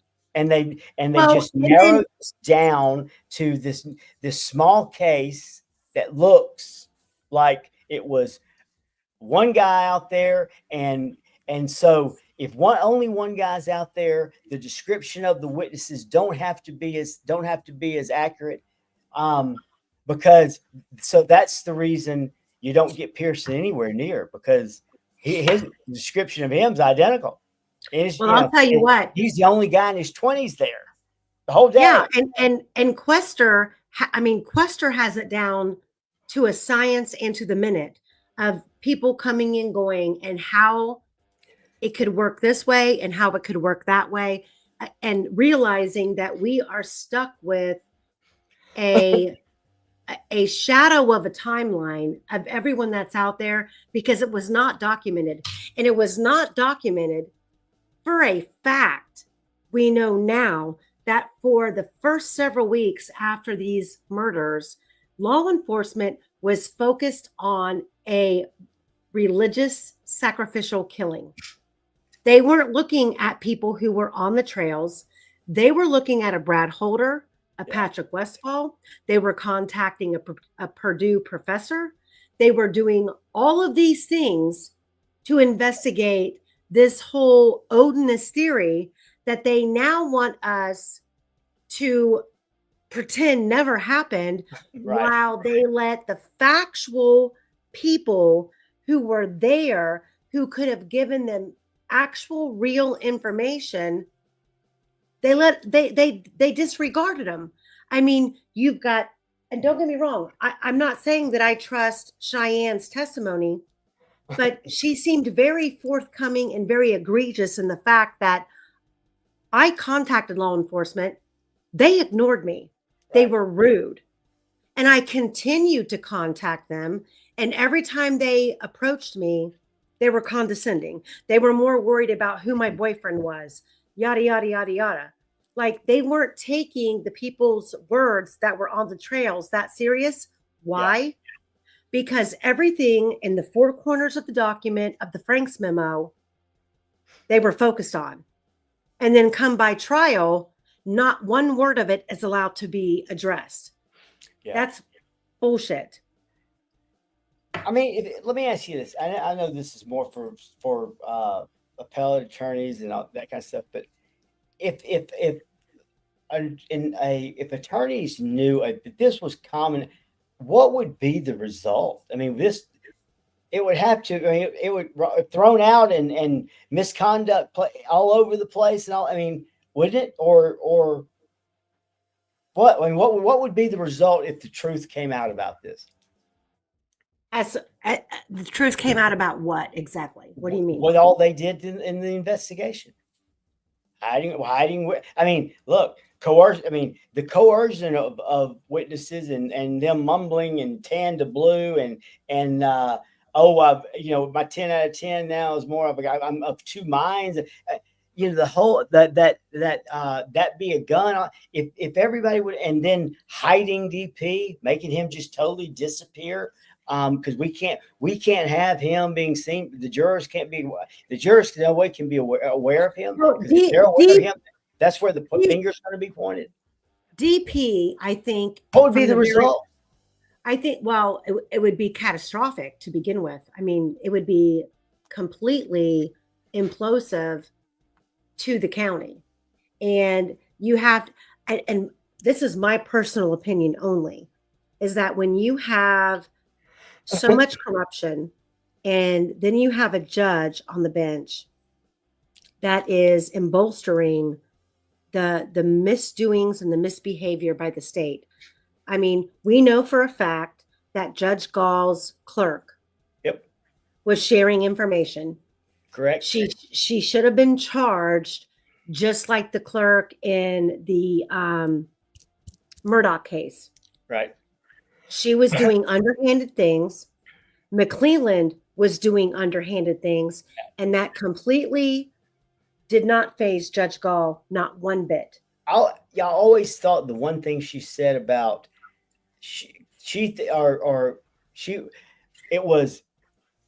Gall thinks RA's guilty as hell and hopes that Gall keeps him in Westville forever. I mean, that was the clerk. That was that was. I'm not even buying that there was a intermediate source. I'm thinking that those came directly from Jody. Yeah. Like who is Jody going to be relaying that information to? We know who it was directly to. I mean, look, fortunately or unfortunately, here I was part of that as well. I wouldn't go looking for this shit. It just and I was a defense witness in the contempt hearing because of my relationship with one of the people that was doing that was, talking to McClelland, talking to Gulls, talking to Joey, all of that. And so what do you do there? What do you do there? Do you no, I mean, I think that you're going to do what, first of all, you are not obligated. I mean, what oath did you sign on to? What vow did you take? You are a civilian. It is not your responsibility to sit back and enforce the rule of law on a judge or a prosecutor or the state to do the right thing. You're going to take the information as it flows out. But when it flows out and you have proof that the people that you are entrusting our livelihoods to are that's exactly fucked up, then you have a right to speak up. And you shouldn't have to. Peace. I know Figs took it as I was. That was not. I don't even know that I thought he did anything necessarily that bad. I thought who the people in, again, this goes back to the scary part is we trust law enforcement, right? We trust our people. We trust people in the higher courts. So when something like that happens, that's who you're trying to hold accountable, not a guy who's a sleuth in the case. I mean, that's if you do something to him, right? That's not even. I mean, what is that really going to do? Hey, you find a guy who was sharing information with the clerk. It's got to be It's got to be done. They're the ones who have to be held accountable. So I felt like, that look, and it got once the information got out there, it became a subpoena. I was subpoenaed to go there, and I was going to go there and tell the truth. And that's what happened. But And here was the thing: they tried, of course, to do the old, oh yeah, Skip, so he's manipulating and he's faking screenshots. Here's what they didn't realize. They kept saying screenshots. I was like, why do you keep saying screenshots? I don't have any screenshots. I have the entire text conversation unmanipulated on my fucking cell phone. I know. I've seen them. You have screen recordings. So if you want to come at me again, you better come at me with more than a fake screenshot of some 2.0 PCA. But here's the thing that I think that people have lost sight of or don't realize is reality, especially for those who are supporters of Nick McClelland and Judge Gall and the fact that Rick Allen is guilty. When you have the good guys playing in the bad park who are doing things nefariously and they're breaking all the rules, not only that, but they are then manipulating shit to make it seem as though everyone else is doing nefarious things. And then you've got a court and a judge who is willing to spend taxpayers' dollars. The bitch only held hearings that the state wanted. Any other hearing, she not only declined to answer, she declined to even give a legal basis as to why she was declining any kind of ruling. It wasn't until we got to the third party suspect hearing, the motion of limine, the contempt hearing, where then all of a sudden she's now, well, we need to have a fucking hearing. This speaks volumes, and it is a brain-to-brain twin, Siamese twin of the Stephen Avery case in Wisconsin. When you have a corrupt law enforcement and you have a corrupt legal system who realize that if they are founded out, they are going to be personally liable, because in most counties and in most states, when you have insurance who is going to pay out for a wrongful conviction, a wrongful, what's the word I'm looking for? A wrongful, putting Rick in a wrongful containment. Okay. Yeah. And he's going to be entitled to compensation. If you prove that the prosecutor, law enforcement, and a judge are all working nefariously to do this intentionally, odds are whatever insurance the county has, they're going to look at them and point blank say, you done fucked up. We're not paying for this.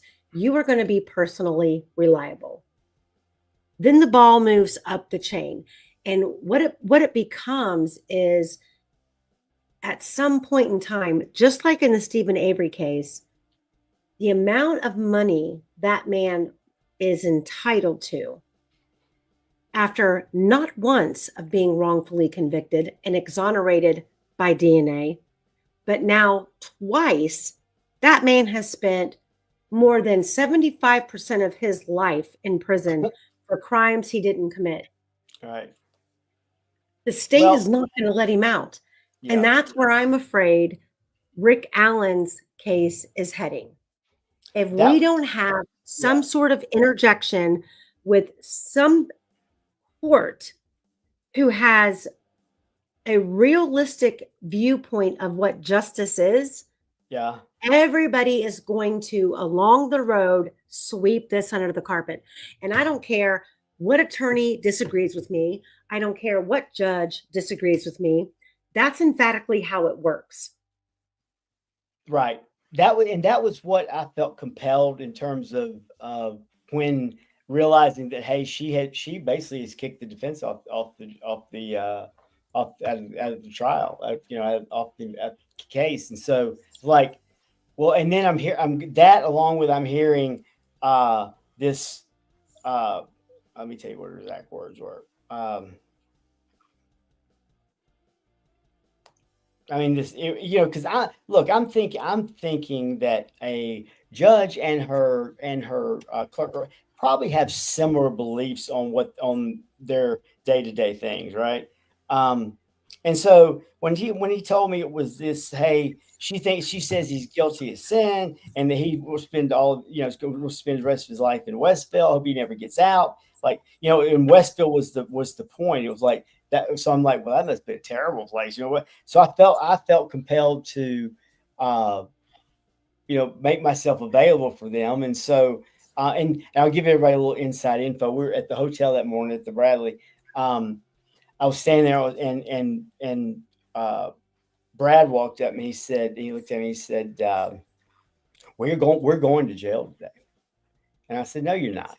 He said, we will not be back at this hotel this afternoon. She's not going to be happy until she puts us in jail.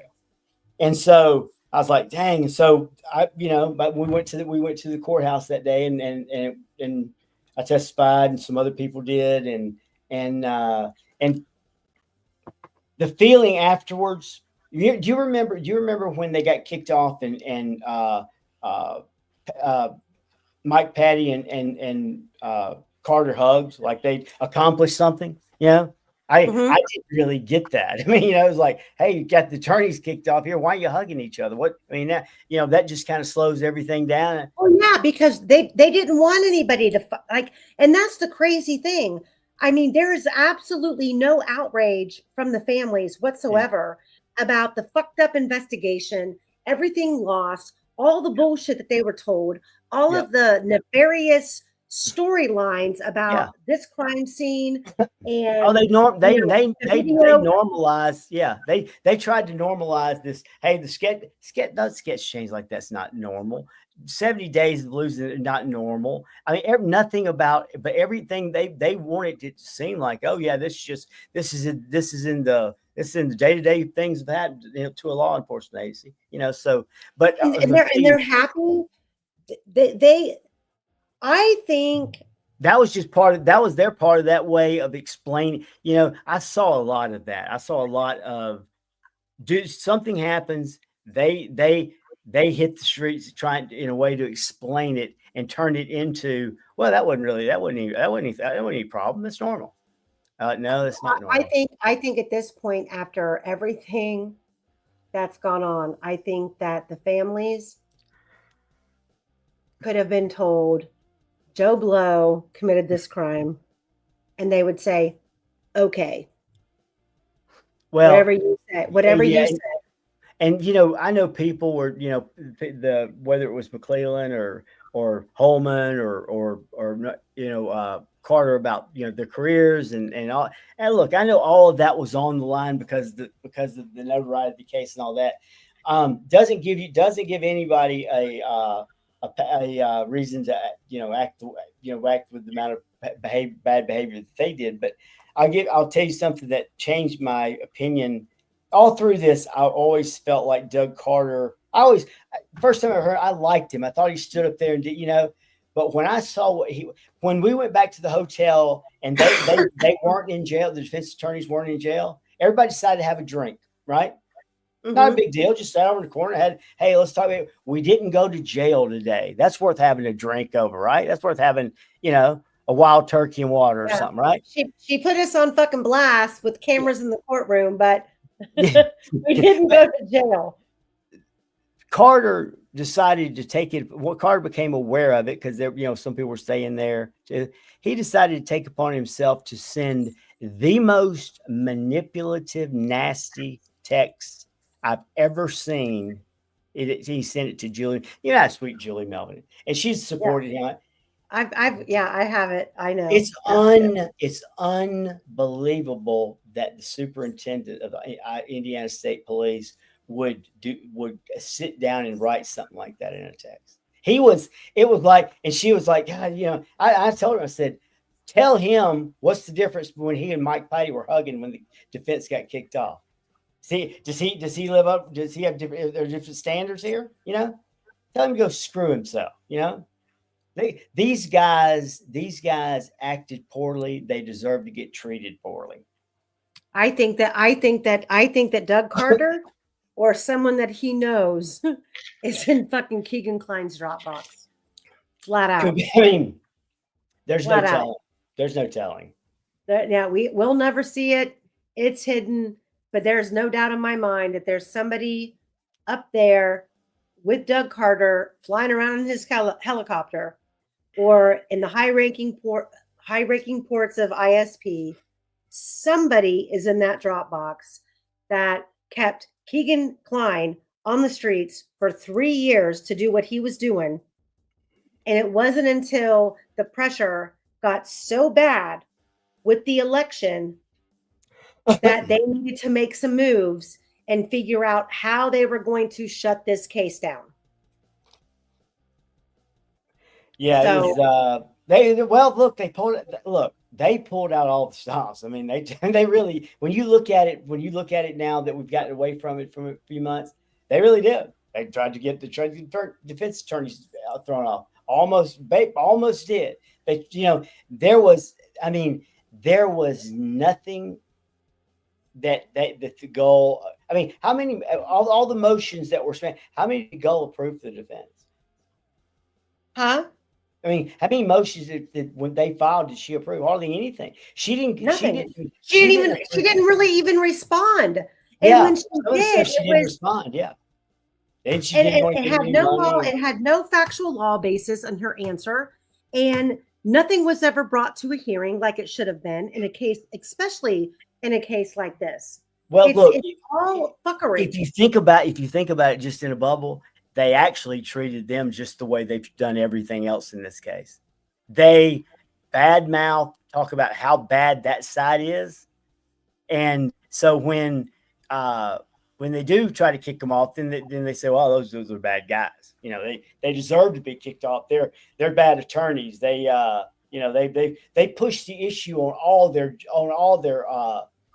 with all their clients and all the come on, man, stop."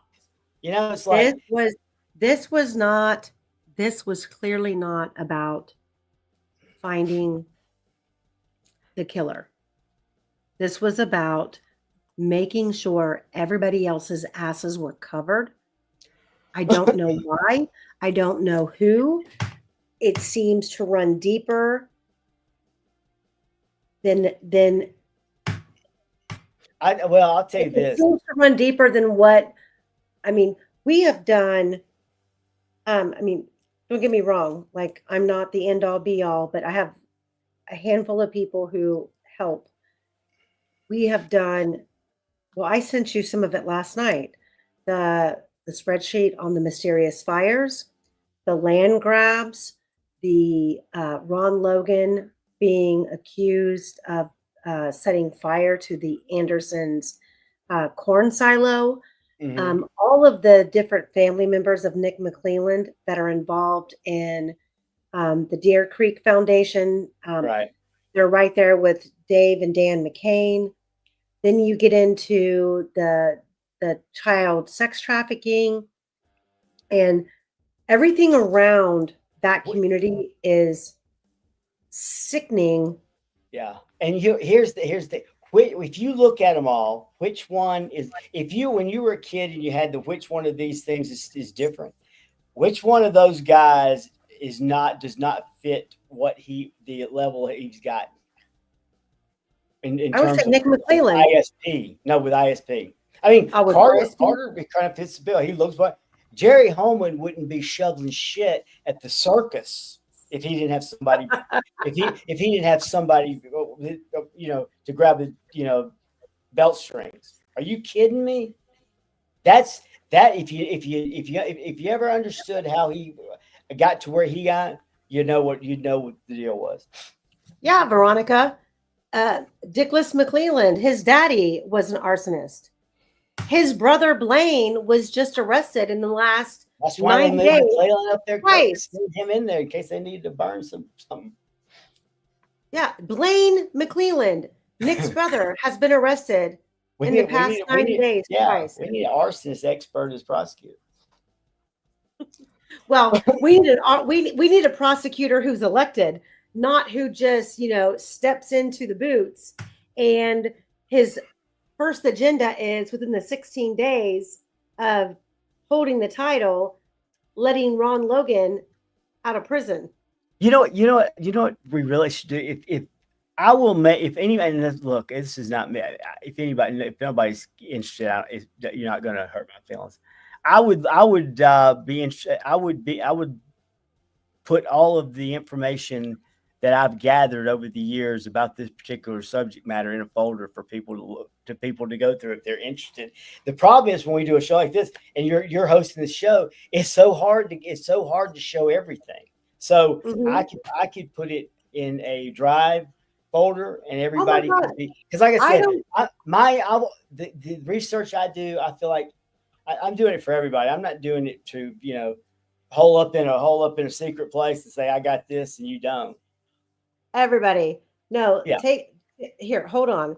Take a peek, everyone. I'll do that. I'll do that this week, and I will let Aimee know when, and she can send a link to it. She'll give you a link to it. There is, hold on. Yes, you've seen it. There's a lot of information in there. Oh my gosh. And this doesn't even include my case by case Dropbox, but I mean, every single one of these files is got Saw Kids. You open this up and there's a shit ton of information. Like, we can go on for hours and you just get so sidetracked with conversation that everybody's gonna think I'm OCD. You get away from, Everybody's gonna look through it and they go, Jesus Christ, Skip's OCD. Yeah. Well, he's even got it color coded. Yeah. So let's go to the chat. Oh my gosh. Do you guys hear my dog barking? Did you hear him? Yeah, I heard him. I didn't know what it was. Yeah. Is he ready? Is he ready? Is he ready to go somewhere?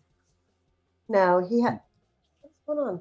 No, I'm going. He's a 15-year-old golden. I'm coming. Oh. I have a 15-year-old golden, and he gives you like a 5-minute warning of, I have to go outside right now.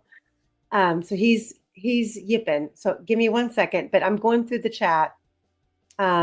See if we have questions. I think there were some throughout. I tried to answer whenever I saw one. I did too, but yeah, I mean, look, your audience is really I love them. Really good. I mean, they really are. They're probably as knowledgeable of audience that I've seen. Yes, they're smart people. That's why they're here. Yeah. So give me 1 second. I'm going to go let my boy out, and I'll be right back. So go ahead, Skip. Yeah. Let's publicly expose every single connection, every single corrupt, and push. You know what? That's exactly my take, Skinny.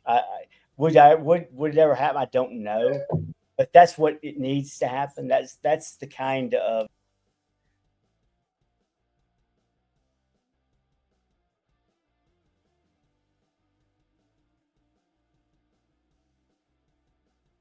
What?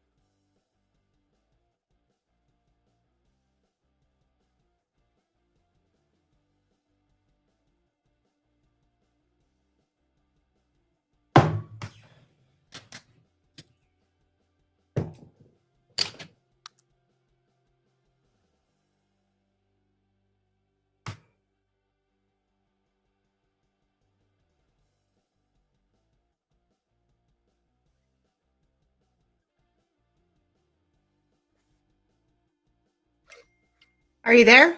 I'm here. I'm back. I had to, Okay. I had to sign out and come back in. I don't know what happened. No, I was talking about the McCurdy thing. I want to finish that McCurdy thing. Oh God, I'm back to the echoing, aren't I? No, you're not. Not Okay. not Anyway, on my end. You're not. the McCurdy thing. Julie and I were, we were researching it, and we were kind of doing it all in real time, and we were like, "This is weird." Why would a hitman come from Wisconsin to what was it, Richmond, Indiana, or what's the little town? Anyways, it's in Carroll County. It's one of those small towns, and so that was weird. And then did they find him dead the next day? The guy who's the hitman, and find out that Steve Mullen's sister Beverly, his wife, what it was, and they knew about it, and they had crime scene photos. Okay, skip. That's why they died. Skip. There is an echo. So if you have something else open, like I do. Let me close. Close it. I just closed YouTube. Hold on. There you go. What about now? Hold on. There, I think that's better. Let me put my hold on. Let me put my earphones in and see if that helps. As long as you don't have another tab open with YouTube playing in the background, that causes YouTube.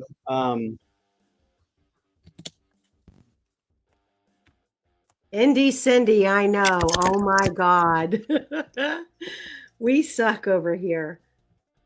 I'm gonna have to file a complaint. Can anybody hear me now? What about now? We can hear you. Yeah, okay, that's I got better. Earphones on. All right. Anyway, so the McCurdy thing was, it really scared me. And when I was like, man, these are some bad people that are involved in this.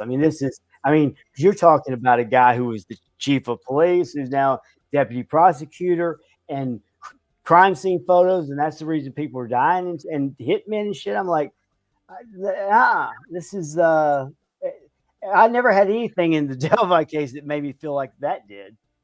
So to answer the question, it's a great question. I appreciate you asking it. I looked into it pretty hard, and it scared the shit out of me. My language tonight's been horrible. It's bad. You've been on a I fucking apologize. Right. You're fine. God bless. Let it out.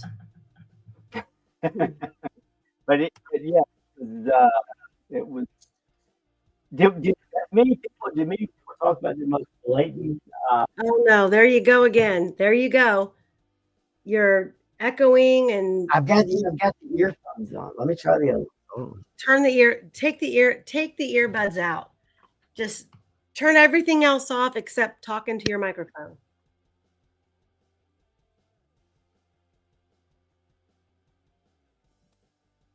What about? Okay. That you have to keep talking. Yeah, it's a black screen because StreamYard is not letting me add anyone or anything to the screen. I don't know if this is a new deal, but the other night and tonight, I have not been able to add. I can add images. See, look. Can you hear me? Well, I don't have any echo now. I can add all kinds of things image-wise to the screen. But when it comes to adding a guest, it doesn't let me. I don't know why. So I'm going to have to go through the help portion of StreamYard and figure out what's actually going on. You sound better now. I sound better now? Yes.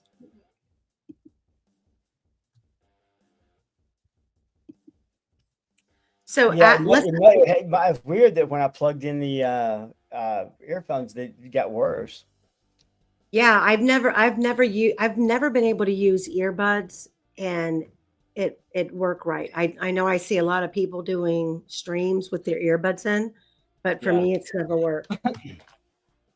But yeah, I will definitely put all of the information in one file and give you the link to it, and then you can post it for your audience. They can, if anybody's interested in looking at it. It's a lot of stuff. I mean, it really is. And you'll see how. And for I didn't try. I did, as Aimee will tell. I wrote a summary for every for every part of the investigation I worked on, whether it be DP and Shelby, or whether it be the crime scene photos, or whether it be the contempt hearing, or whether, whatever it was. I tried to just so people could understand what they were looking at, because if you just look at a bunch of screenshots or a bunch of screen recordings or whatever without much context, it's hard to. Yeah, you have to, and you do a really good job with mapping it all out. Unlike my Dropbox, I have 1,000 folders, and I think it was yesterday, I created a new folder, and it's for things that need to be sorted, and I uploaded 199 items. Has everybody in yours pretty much seen the vehicle at Weber's, the white one? I think they have. I've shown it on here several times. I've posted it on X and Has on my. Everybody seen the Roy West message, email, whatever? Oh, the Roy West document. Yeah, some of them have. I think some have. But it's an interesting thing. I don't know that there's anything that you can look in there and go, oh, well, I should have known that. But it's interesting. He's somebody, you can tell he's somebody who is they're trying to cover. He's trying to give them as much support and cover their bases as much as they can. He's telling them, hey, don't forget about that guy. Mm-hmm. That might be, he may have known more than we do. He knew he was going to get forgiven. We're going to do like a critical thinking exercise with that document with Roy West. That is going to, it's going to require some engagement from you guys in the chat. We're going to go over the Roy West document, and then, Your crew will do good with it. They'll come. Oh, they will. It's basically a critical thinking / deductive reasoning exercise that take a document and you come up with 3 or 4 pieces of information that seem to match, and you compare that with what you currently know, and you create a hypothesis. And it's just showing you how to. It's kind of a law enforcement. It's not kind of. It is a law enforcement tool they use that to get their agents and detectives to think that way and create paths for themselves. And investigative paths, because what the biggest fear of law enforcement has is when they're investigation and they have nowhere to go. They have, I mean, as long as they're working on something, they're working on leads, they're good, and that's what this is always trying to keep them up with. So, you know what's funny is I am actually a huge law enforcement supporter. You'd think, listen to me, God, Skip hates law enforcement. I don't. I think I know they have a hard job, and I know they're chasing people who don't want to be caught, and and they've got protocols and procedures that they have to follow that nobody else. Well, they don't have to follow them in Indiana, but in most places they have protocol and procedures that they have to follow, and so that I knew it makes it tough. But this was like a disregard. This was a exercise in disregarding anything that kept them from, who was it said earlier that, they'll just tell you that the end is more important than the means. And, that you're right. They will. That's what they'll say. That's how they always choose the easy way, And I think that's because there's no eyes in a small county like that. There's no eyes on them in a larger municipality where you've got a big court system and you've got law enforcement being called to testify. I mean, even in traffic cases, Yeah. And you've got a much bigger investigative journalist group of people who are Yeah. watching at all You got times. whistleblowers and all that. Yeah. Yeah, I think that, in a small community like Carroll County, where, for the most part, they're dealing with, meth, which is probably an ongoing everyday battle, traffic tickets, and there's not a lot of things highlighted that's going on there until you dig in. And then it's when you dig in from an outside, visual perspective, then you realize, holy shit, there's a lot going on here that nobody living here seems to be aware of. Yeah. Yeah. It's one of those kind of, put your head on the cover and hope it's not, hope it doesn't happen around you or whatever. But So I want to answer EOA really quick about she says still want to know where McCain wrecked his bicycle. My understanding is that Dan, not David, Dan McCain wrecked his bicycle somewhere around the cemetery. That's kind of the storyline. Then you go back to David McCain's trial testimony, where he discusses that after being out on the trails that day, he went to a meeting, and I think it was the city council meeting. We've tried to look it up, and because it was a city council meeting, it wasn't at the courthouse, or I have to pull it. I'd have to go back through, and I'm sure Great Lakes Fungi has it. But he claims that he was in a meeting that night when someone came in and said there were 2 young girls missing. That's all that we know about that. However, we do have this photograph of a meeting where you've got Lesenby and Liggett, all of them are sitting in the same room, and you have David and Dan McCain sitting side by side, and you have Dan McCain sitting in the chair with an injury above his knee, which is bizarre. Yeah, it's an odd spot for sure. Yeah. Yeah, like if you're thinking about falling off your bicycle or banging up your knee, you would think it would be on the front of the knee or the shin, not a straight across slash above your knee. It was a pretty good gash too, it was. Yeah, it was bandaged. It was wrapped up with gauze, and it's bleeding through. But we don't have a timestamp on when that picture was taken. We only have David's testimony that night on Monday, February 13th, he was in a meeting when they came in and announced they had 2 girls missing. And it makes you wonder, when everyone in town, especially when you listen to the Hannah Shakespeare recorded interviews of, not interviews, but the little gathering that they had where everybody in the community pertinent to the case were talking, and they state that Dan McCain was seen on a deer cam. I'm like, well, how do they know that? Yeah. But they state that. So that's all that I mean, as far as answering that question. I know where that information came from. Where did it come from? It came from, first of all, let me say this. I don't see myself. I don't think I'm much of a sleuth or anything like that. I think I'm a broad stroke guy, so it doesn't make me a great researcher or anything. But I've been very fortunate in some of the people that I've been able to that have helped me in this case. And so in that part, I met very early on when I started. A guy who everybody would know, most everybody would know. You certainly would know if you're on Reddit.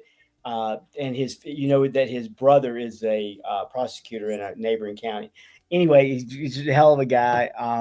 But he had a lot of information early on that was like he knew before anybody else that there was a second sketch. He knew about the young guy sketch, and nobody else did. Because of who his source was. He had an ISP source. He and his brother did, and He said there were 7 pieces of information that he got from this guy, law enforcement. And I'll read them to you right quick. Hold on. I I'm mean, we might as I'm well, going. Hey, Skip. bag, Skip. right? Yeah. Skip. I'm going to go let my old man in from the backyard. So keep talking. Oh, anyway, everybody knows he's Dennis, and you know he's been a very nice guy to me, and I'm very appreciative. Anyway, so his ISP guy tells him, he says, first of all, there was a guy on a bicycle was seen, but can't be BG due to the time frame. That's who they believe was McCain or Dan McCain, because Dan McCain was on a bicycle. The crime scene techs were instructed not to discuss anything with one another about their findings. The next one was, there are only 6 markers of DNA. As you're seeing, this, he's spot on as he's always been. And the next one was, DG was exactly where he said he was when he said he was. So that was that camera at the Mears lot picking him up, same as the guy on the bicycle. BG was with the girls for at least 20 minutes after DG got there. That was part of, I guess, establishing their timeline. Libby was dragged, no exact distance discussed, and her wrists were bruised. BG is not the type of person to touch the girls, more of a stand away type guy. And I'm guessing that's what they and then last one was, there was a cheating couple. So I had those pieces of information early that he didn't, so I've just been fortunate that there's been some people out there who've shared information with me, and I'm, very thankful for that. It helps you get a head start.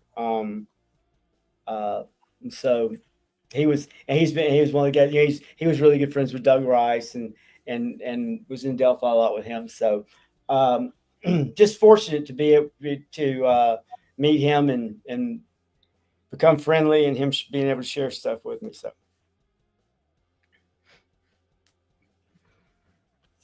is everybody still here? This trial was a sham. Yeah, it was. Cheating couple. Let's see here, Candy.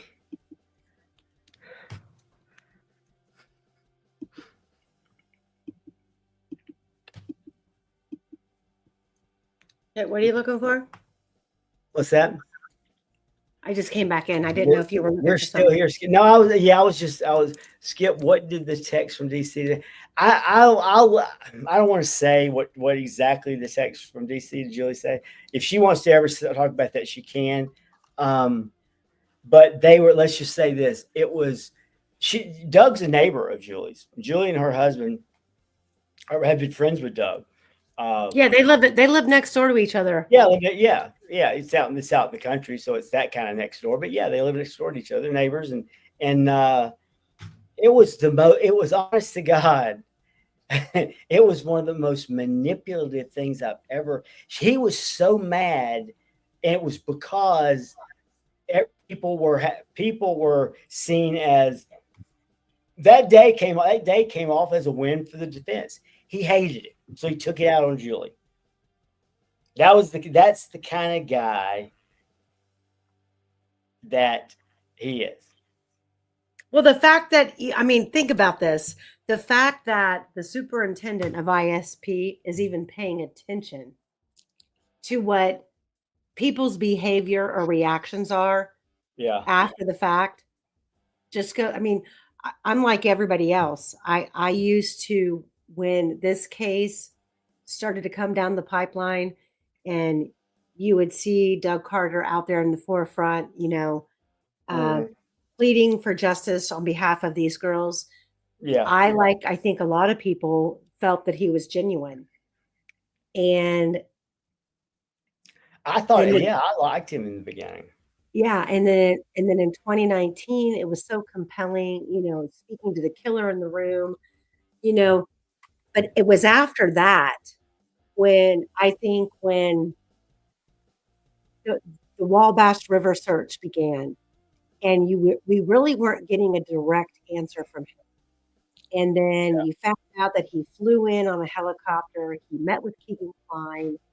We still weren't getting any answers. And then boom, Rick Allen is arrested, and he still had nothing to say. And in fact, he tried to claim that he was out of the country when it happened.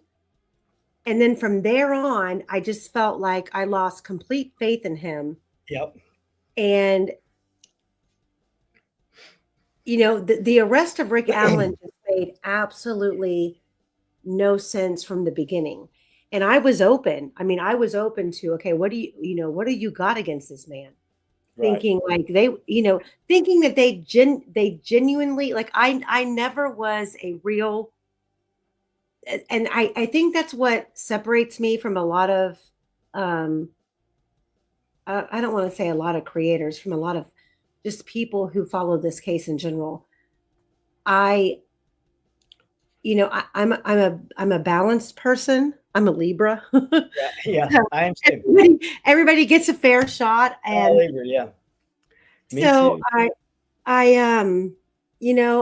really didn't want to buy into a lot of the theories, and like I've said before, I started out publicly. I've done a lot of things behind the scenes on other cases, but publicly came forward with Ashley Garth's case, which was an uphill battle.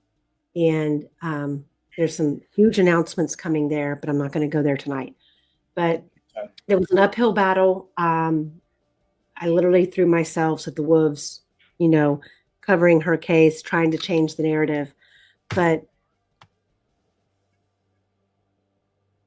I always said, after about a year after Rick Allen's arrest and working on the other cases that I had told Cherie this, if he is convicted, we're going to cover this case, because it's not justice. And it's not justice for the fact that they did not prove he's guilty. I don't really have an opinion one way or the other on that stance. I do now, but back then I didn't. And I feel like I have crossed over into the realm of, holy shit, anything is possible in this case. Cindy. I mean, there are, from the girls didn't cross the creek, they came back across the bridge. There was no bridge guy. I mean, I'm open to any possibility, because nothing makes sense. And it's bizarre as shit. And the second I start talking about this case in front of Mike here, he's like, honey, you sound crazy. Stop talking. I know. This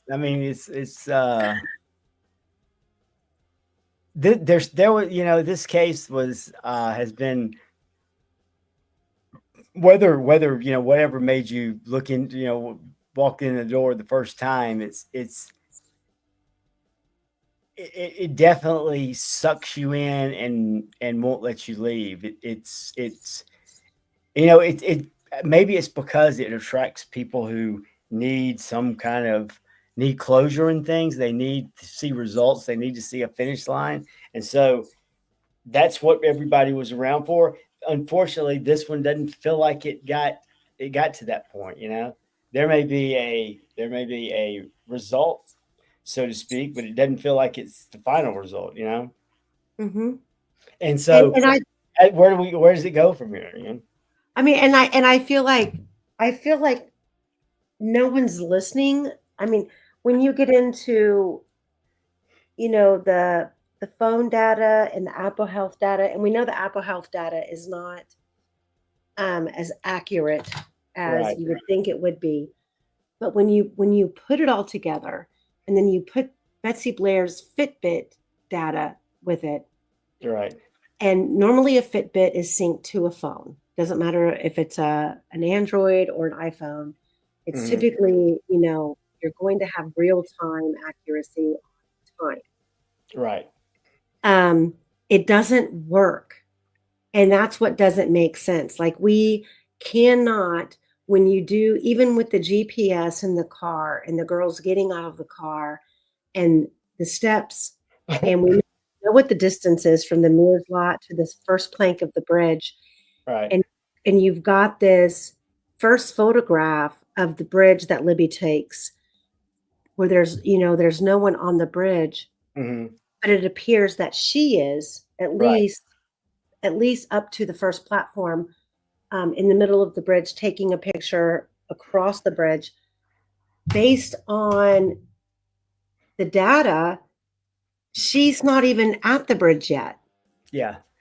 And people, I guess, and that's very hard to prove when we don't have full access to the information. We're going off of what's been released, and we're basing our theory off of that. But at the same time,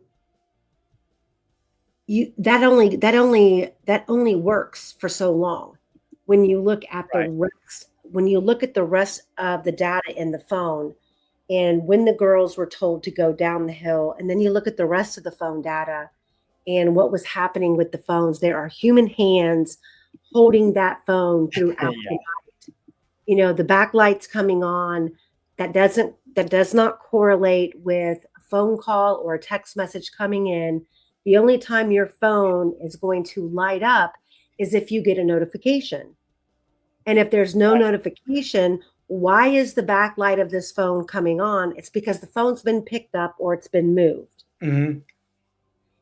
So, we're stuck in this conundrum of trying to make sense of it. And I don't know if we ever will, unless we get access to all of the data.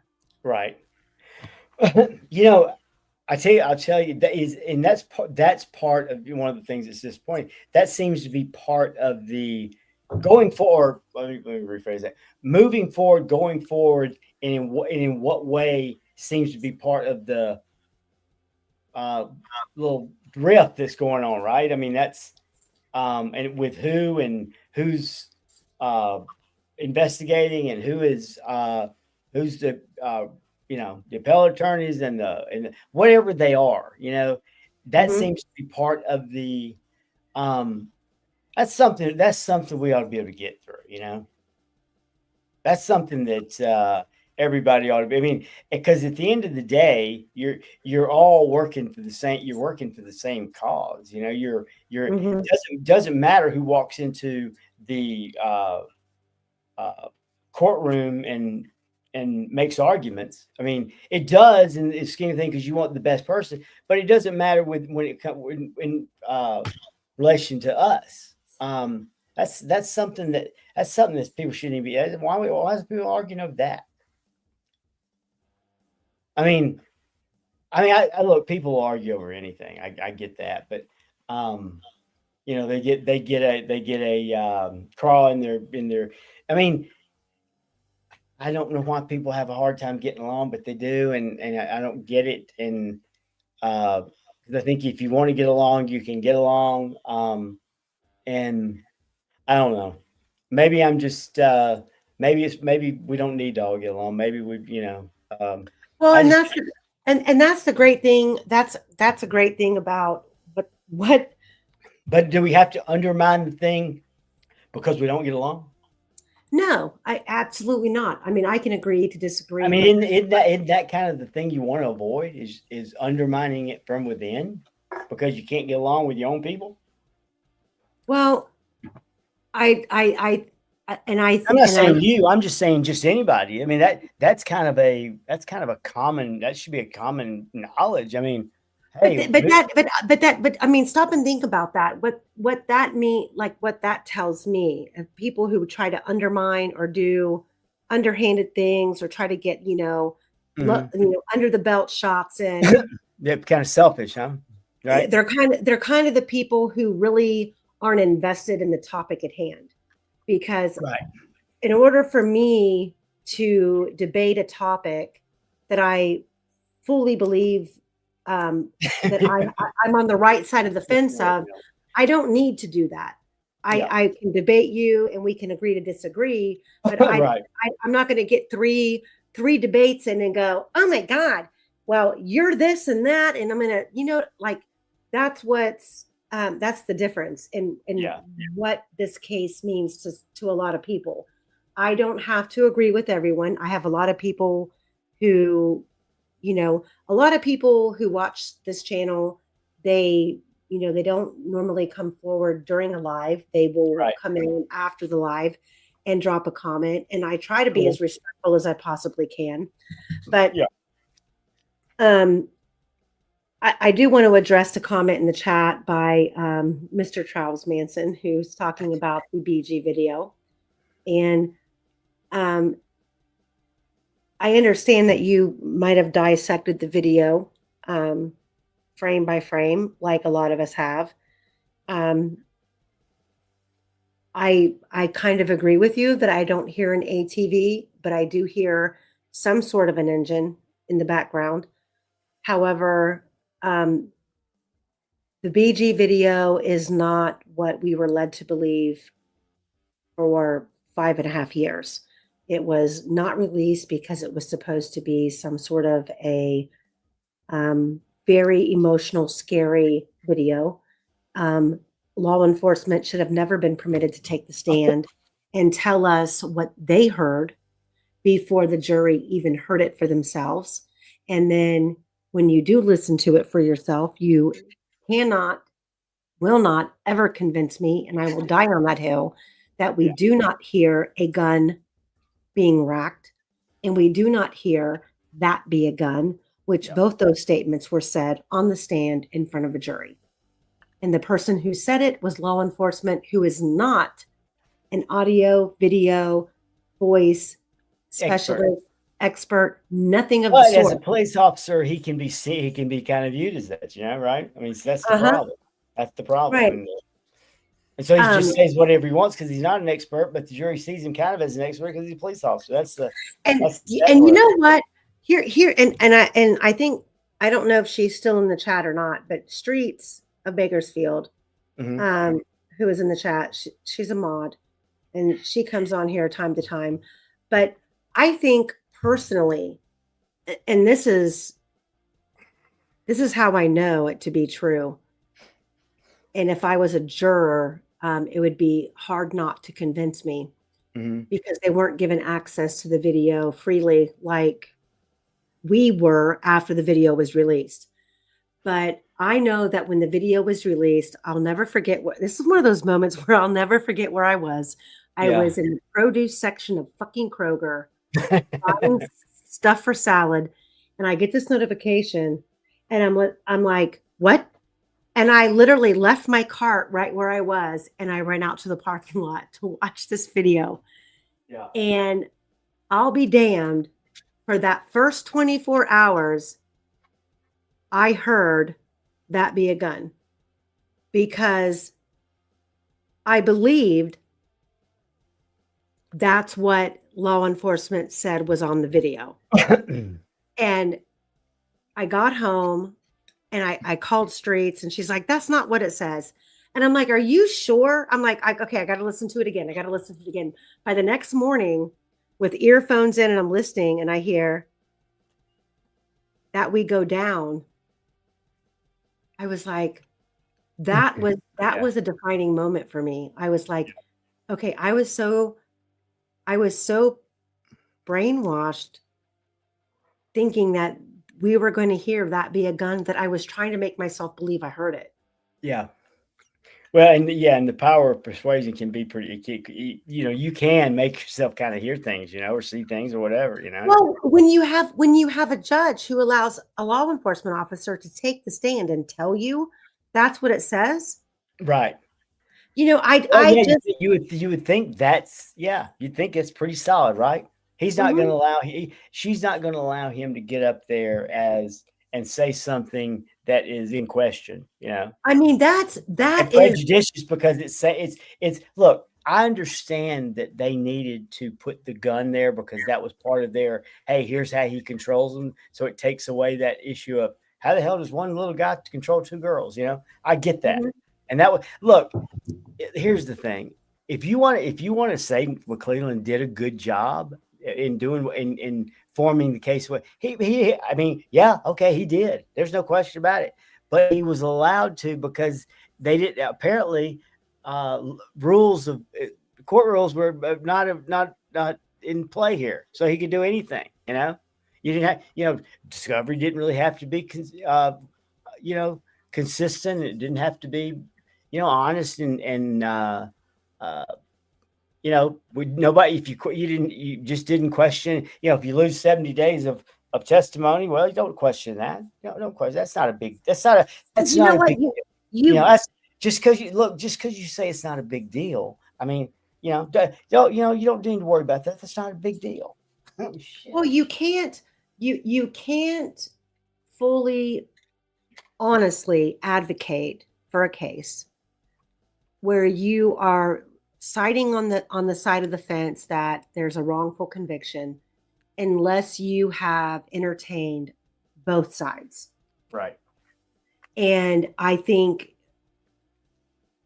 there's been a couple of cases that I've been handed that I wanted to go into it with optimism that I'm being told the truth. And then I discovered, okay, no, they're freaking guilty. Yeah. I just can't get behind this. Yeah. And it took me, it took me about 8 months to get a really good grasp on the evidence and the details in Ashley's case. And that's when I'm like, okay, I got to do something because this is really an injustice. And then with Rick's case, I really went into this not wanting to fall on the side of the fence of conspiracy and Kelsey was involved or the family was involved or there was no bridge guy. And now that I'm here, I'm going, I don't know what the truth is. We were never told the truth. Yep. And I'm open to anything because these motherfuckers lie their ass off. Yeah, you know what? The thing, they created an atmosphere in this case that was I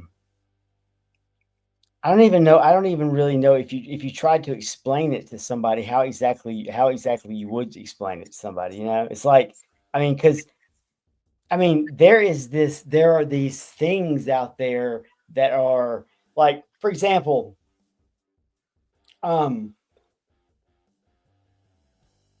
like when I come into a case, I may do it a little different. I think I've explained this to you, that other people, I don't go in and start looking for POIs. If it's a cold case, I go in, from the perspective of why is this case not solved? There's a reason. I need to find it. And if I find why the case hasn't been solved, it'll lead me to the other things. Here, trying to find anything that even was near the truth made it impossible to know why the case hadn't been solved. You could hear most cases, there's one or two things that really, they're kind of the delineation or the points that you can, hey, that's where it happened. That's what sent them down the wrong path or whatever. Here, it was like, shit. From day one through day, 5 years into it, it was all going in the wrong direction. Those first 2 years were an absolute joke. They didn't do anything right. They've lied about the whole thing. And so, you're at the mercy of that. So it has to take on a different thing. But when the ineptitude and the inabilities that they had to get moving forward or do anything, then the cover up comes because and it was with everything. And they got it. If you go look at, it's so funny. Go look at Kim Riley when they released Old Bridge Guy. You can tell he is just straight out lying, and he was the one they tell, hey, you got to go out there, you got to lie about why we're not releasing this for 5 months, and it was like, it's funny to watch now because it's like, I mean, you can see he's literally nervous. I mean, he's like, yeah, it was, these things take a long time, and they came forward late, and didn't have blue. The whole thing was like, it was like Carter handed him a script and said, go make the best of this, and when you release this thing. And everything was like that. Everything had to be explained because it was screwed up. And when it got explained in a lie. And so it was just one thing after another. And it got to where it was impossible to know what was the truth. Do you think that, see, and that's where, and I think that's where, for me, taking the police scanners, all of the audio that we have, and getting them, and we went through, I believe it was 3 different transcription apps where we have them transcribed, and it's determined that the bodies were actually discovered about an hour and a half, 2 hours before we were told they were discovered. Now, that's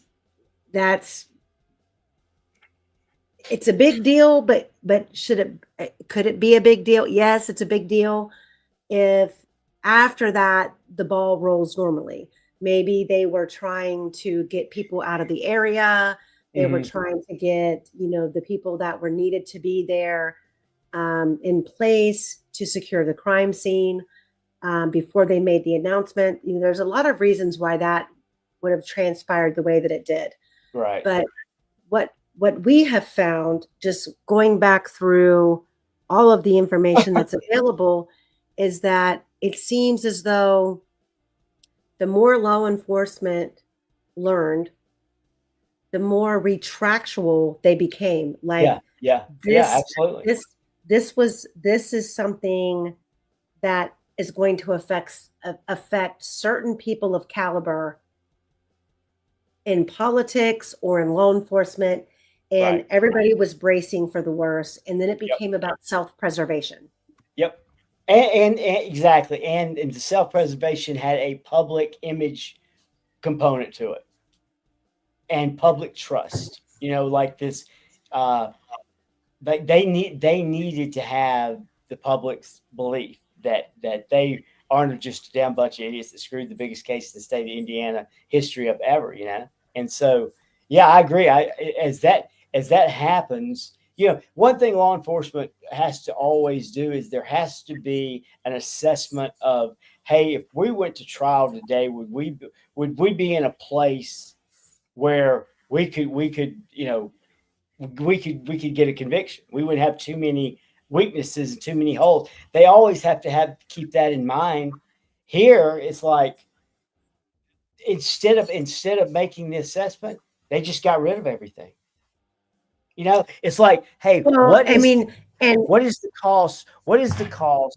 And it's a cost. It's a cost. It's basically a cost analysis. You're trying to determine what a conviction and when in this case does positively for the people involved. That's what it comes down to at the end, right?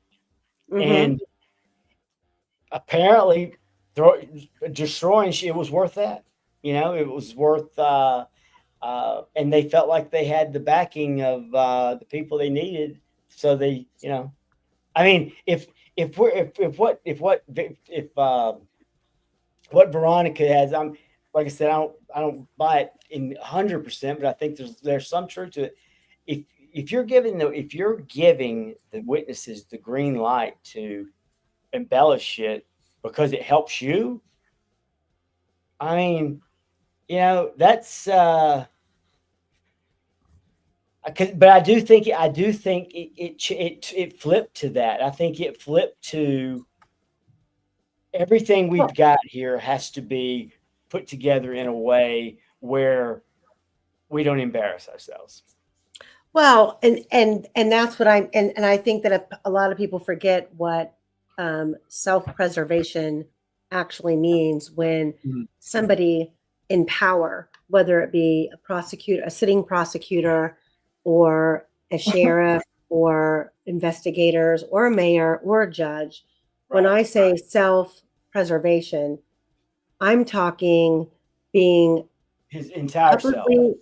publicly liable Yeah. for bad behavior. You're talking property exposed, you're talking 401ks, you're talking retirement, and anything and everything that they have worked for all their life of value that could be yanked out from underneath of them by a court for their misdoings. Right. Trust and believe sending a man that they do not know, don't ever have to face again, away and pretending he doesn't exist, sending him to hell is a lot easier than them facing the public and being completely stripped naked of their livelihood.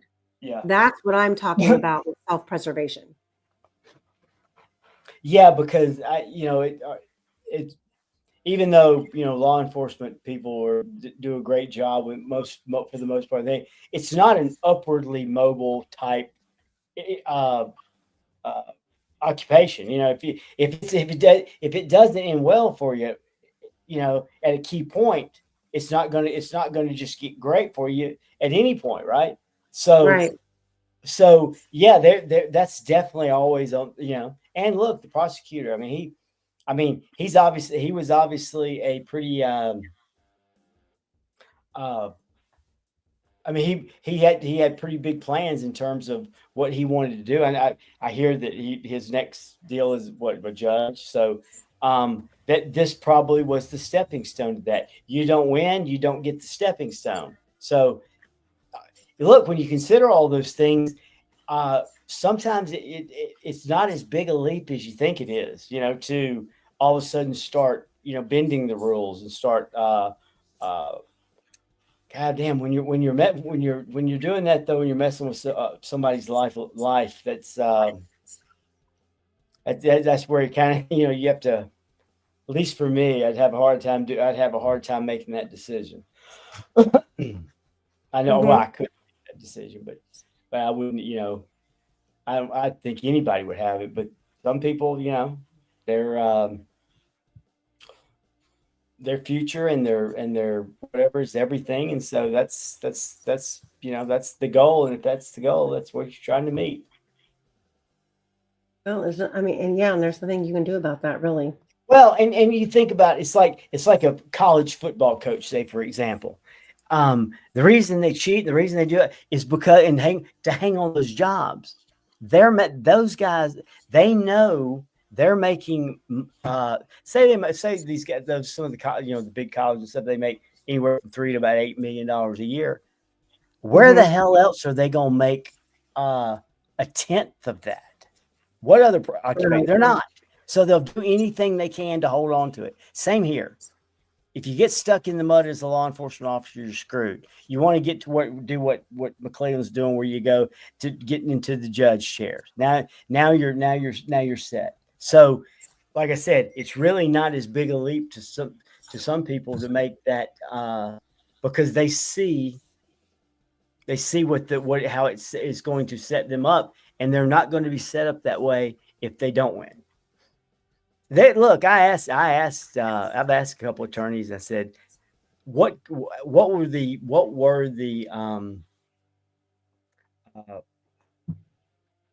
value of this? What was the value of a win versus loss? They said, oh, this was a career making breaking case. Oh yeah, So, for everybody involved, it was yeah. a career-breaking case. Absolutely. And McClellan came out with a I guess he'll move forward and do well and all that kind of stuff, and that's why people that's why people have been discretion that maybe they wouldn't do normally. Oh, I don't know. He may do it normally, but I mean, most people would think twice about breaking rules, laws, stuff like that, just to win a case. But Well, I mean, when you I think I have followed some of Nick McClellan's cases as a defense attorney, and I mean, you'd be well, you probably wouldn't be surprised at how many of these people that he has done massive favors for and let off the hook for like their fourth and fifth and sixth felony offense. Mhm. And then he becomes a prosecutor and he is, a strickler for the law. Right, Like exactly. Yeah. it's Everything comical. changes, right? Mm-hmm. Yeah. That's yeah. Well, that's the it'd be interesting. I guess it'd be interesting to see where he falls in terms of being a judge. It's I don't know. That's I guess that's again, everybody has their own line we all have a line that, and his line was this case. Well, maybe not. He may have done he may have done something, but it was at a minimum of this case. He was because he proved that he was willing to do whatever it took to win. And okay, good. That if it works out for him, great. He better not backfire for him though. Then you you know, I don't know how long everybody's going to stick around and but I think there's some people who could make life pretty miserable for him if that was of interest. Well,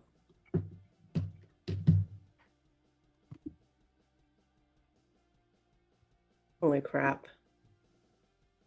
This case is unbelievable, isn't it? Yeah, it really is. And it's sad that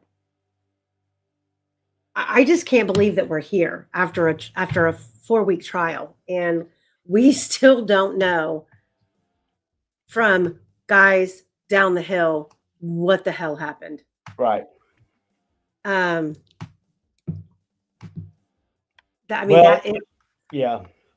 we don't know. We won't. When at this point we won't ever know.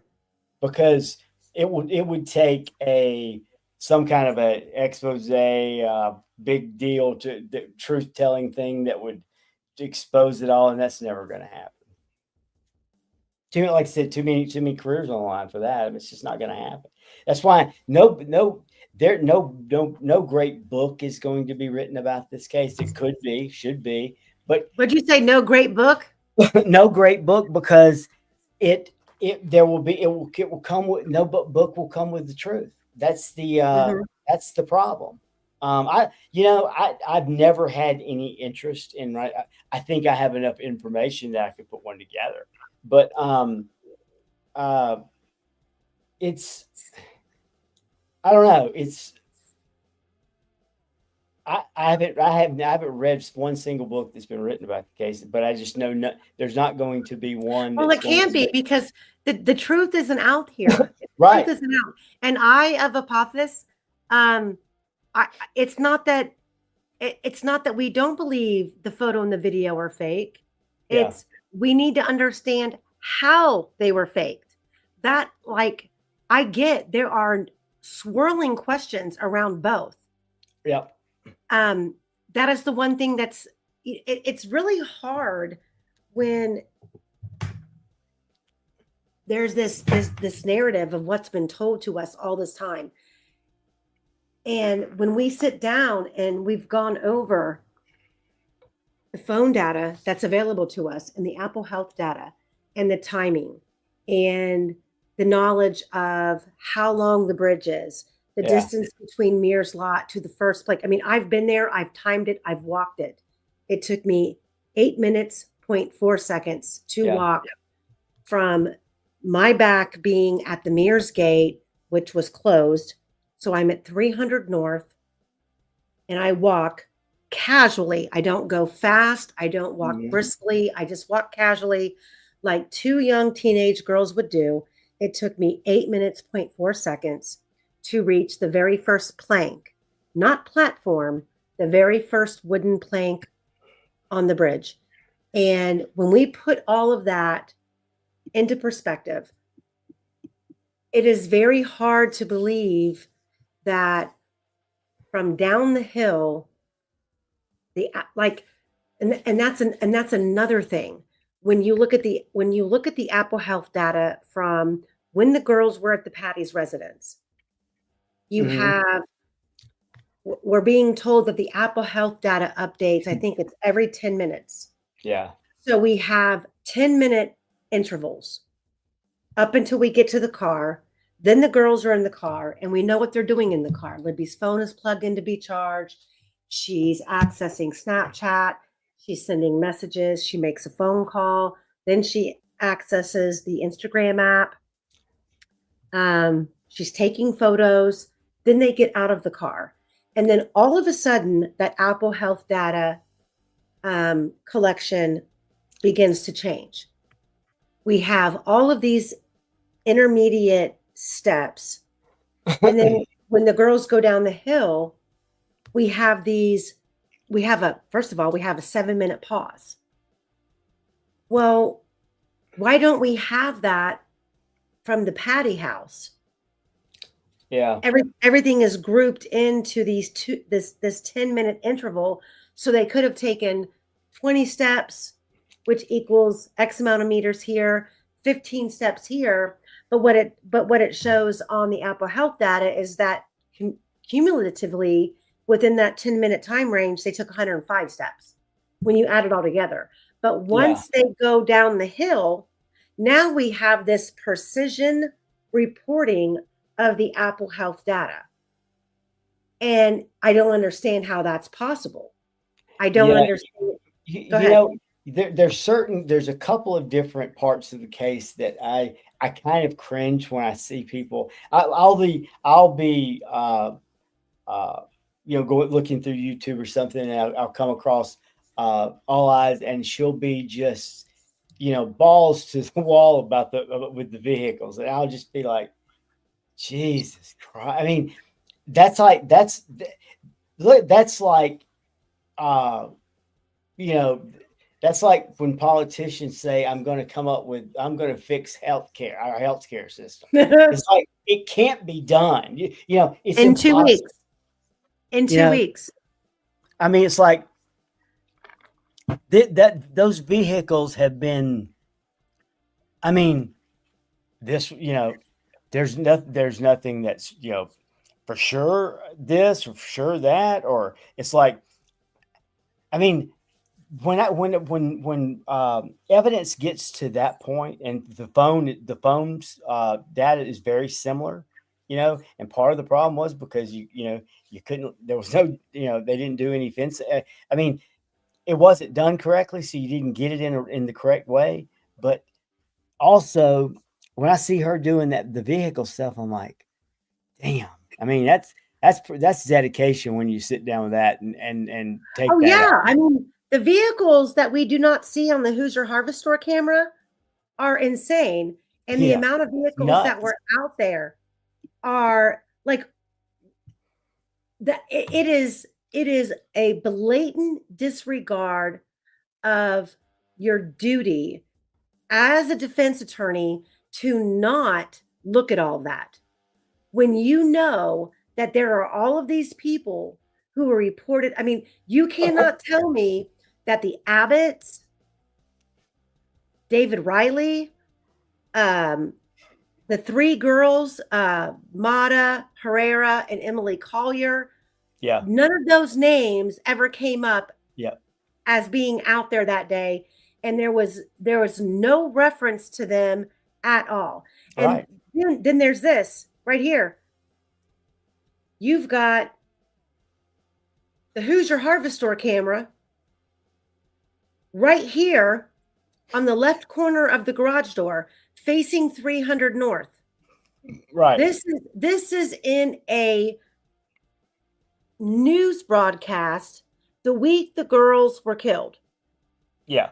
Them talking about law enforcement looking for the footage from this camera. Yet we never get footage from this camera. We get footage from the camera that's back along the left side of the building, further back. Yeah. And neither one of these cameras are designed to focus further than 60 feet. Yeah. So why are we only getting snapshots? Well, I can tell you why we're only getting snapshots, because I don't believe that any of these cars are on this camera when law enforcement said they were. Yeah. You can take these still photographs, you can put them in a line, and then you can say, well, the camera's 54. Let's figure out a time that makes all of these cars that we want to present, only we want to present, because the defense isn't pursuing any of the other ones, nor did the defense argue the 54-minute differential in time on this camera. Yeah. And was there some kind of caveat with everything in this damn case? everything. There's a caveat with everything. The camera, Richard Allen's car, who was on the trails, the phone, that be a gun, the gun being racked. Yep. To McCain. Somebody walking down 300 North who just absolutely fucking vanished in thin air, walking towards the entire family at Mears Lot, who are frantically looking for two young girls that are missing. Right. And then just vanishes. I mean, everything had there. I mean, it's just, I mean, I swear when we were really deep in it, it was 5 years. I was like, you know what? I swear the girls are going to come out from behind the curtain someday and say, this has been a joke. This has been fucking hilarious. Yeah. Cause I mean, it seems so, everything about it seems so contrived. It's like, that can't be right. You know, that can't be right. I had someone emailing me about, this is all about geocaching, which I'm not going to argue that could the girls have been out there looking for something at the end of the bridge. You know, we can't go down here. This is the path that we go down, looking for something as a geocache. But they wanted me to believe that this was a geocache where I guess finding the girls is actually the fucking prize. That and turn into a game. These girls are shipped off to a fucking, tropical island somewhere, living it up while we're all over here. Yeah. The geocaching thing is just one of several different types of games like that, Pokemon, and there's different ones. Geocache became kind of the one of flavor of the week in this one because of Libby and Abby. It was known that they had gone a couple of days before. And, there are some things that make sense about it. I think I told you this, just one of the things that I noticed when I was there was I noticed how close the crime scene was and how easy it was to get down to it and all that kind of stuff. But I noticed, and this, of course, I'm inserting my own, set of values, my own sensibilities and all that when I'm making decisions or coming up with hypotheses and stuff. But one thing that I thought was there's two things you can do. You can walk the length of the trails and walk the trails, do all that, or you can go to the bridge. The bridge becomes your destination. And if that's the case, you would most likely park or get dropped off at the Mears Lot if the bridge was your destination. If the Monon High Bridge was, yes. Correct. Because that cuts off more than half your walk. If you were just out there, messing around, walking around, you'd park at the Freedom Bridge because you'd access the length of the entire trail. Now maybe that's me overthinking it, but it seemed pretty obvious out there. And so sometimes I think when things like that can tell you more than maybe you think at first. And maybe that was part of the argument. That was, if there was an argument there at the drop off. And maybe that's how the black car with the stickers came back into play, because she became aware that a third party had heard an argument and needed to explain that or whatever, because she knew she's going to get asked, or maybe she did get asked, or whatever the case may be. I think that the geocache was something that was probably involved in terms of, because even if it's just something minor, hey, Abby, that's right up underneath the platform. That's where the bridge cache is, and it's, yeah, hey, we get so and so out of it or whatever it is. I looked into it, and I looked into it pretty hard. I looked into and how it was associated with this treasures in the woods and this guy, and I came across some weird shit. I did. I mean, some very weird. Yeah, shit. there was like a professor or a doctor or something. That was Chris Moore. I got into some shit that was real. I mean, some building got burned, and anyway, and it broke down into this Brandon Baker guy, photographer, and tripod, and Joseph Bridge, and that. Look, but you see me when I start researching something, it gets pretty serious. I mean, it's going to be. Yeah, I seen that guy, and I was like, "Who is this guy?" U.S. limitation. The bridge was definitely an objection for the girl. In my opinion, I think you're right. USA. I think it's and I do think that's so what. So if the bridge was the destination, it was the objective. What were they going out there to see? And well, see, I think the bridge itself is I believe the bridge is the highlight of that trail, especially for young kids. But there's this, I'm looking for it right now as we speak, but there's been talk of a secondary crime scene. And in fact, in the summary reports that I have to go in and redact certain things off of, so I can't post them. There is talk of a secondary crime scene, but it's not where we thought it was. And I was aware of it. We have photographs of it, which is right next to the Mears lot.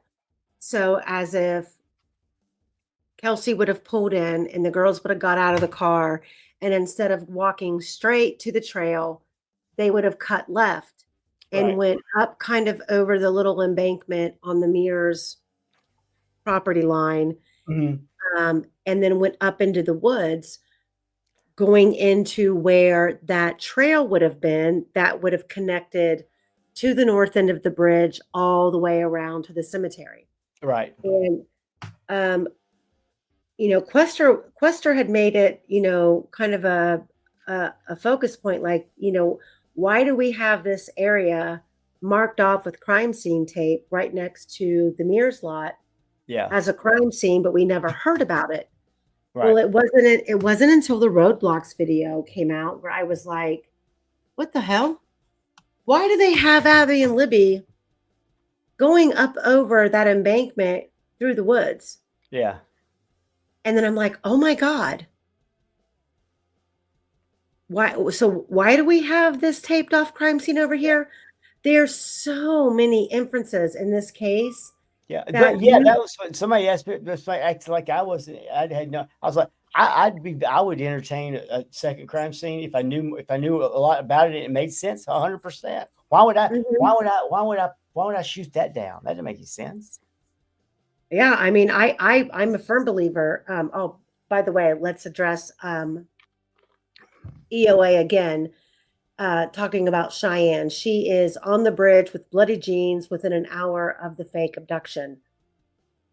Yes, that photograph is interesting. It's definitely interesting. Her presence. When I first started on doing it, I was like, this girl's something's wrong here. It was all weird. I mean, like, why do you come from Monticello to take 2 pictures or something? Why are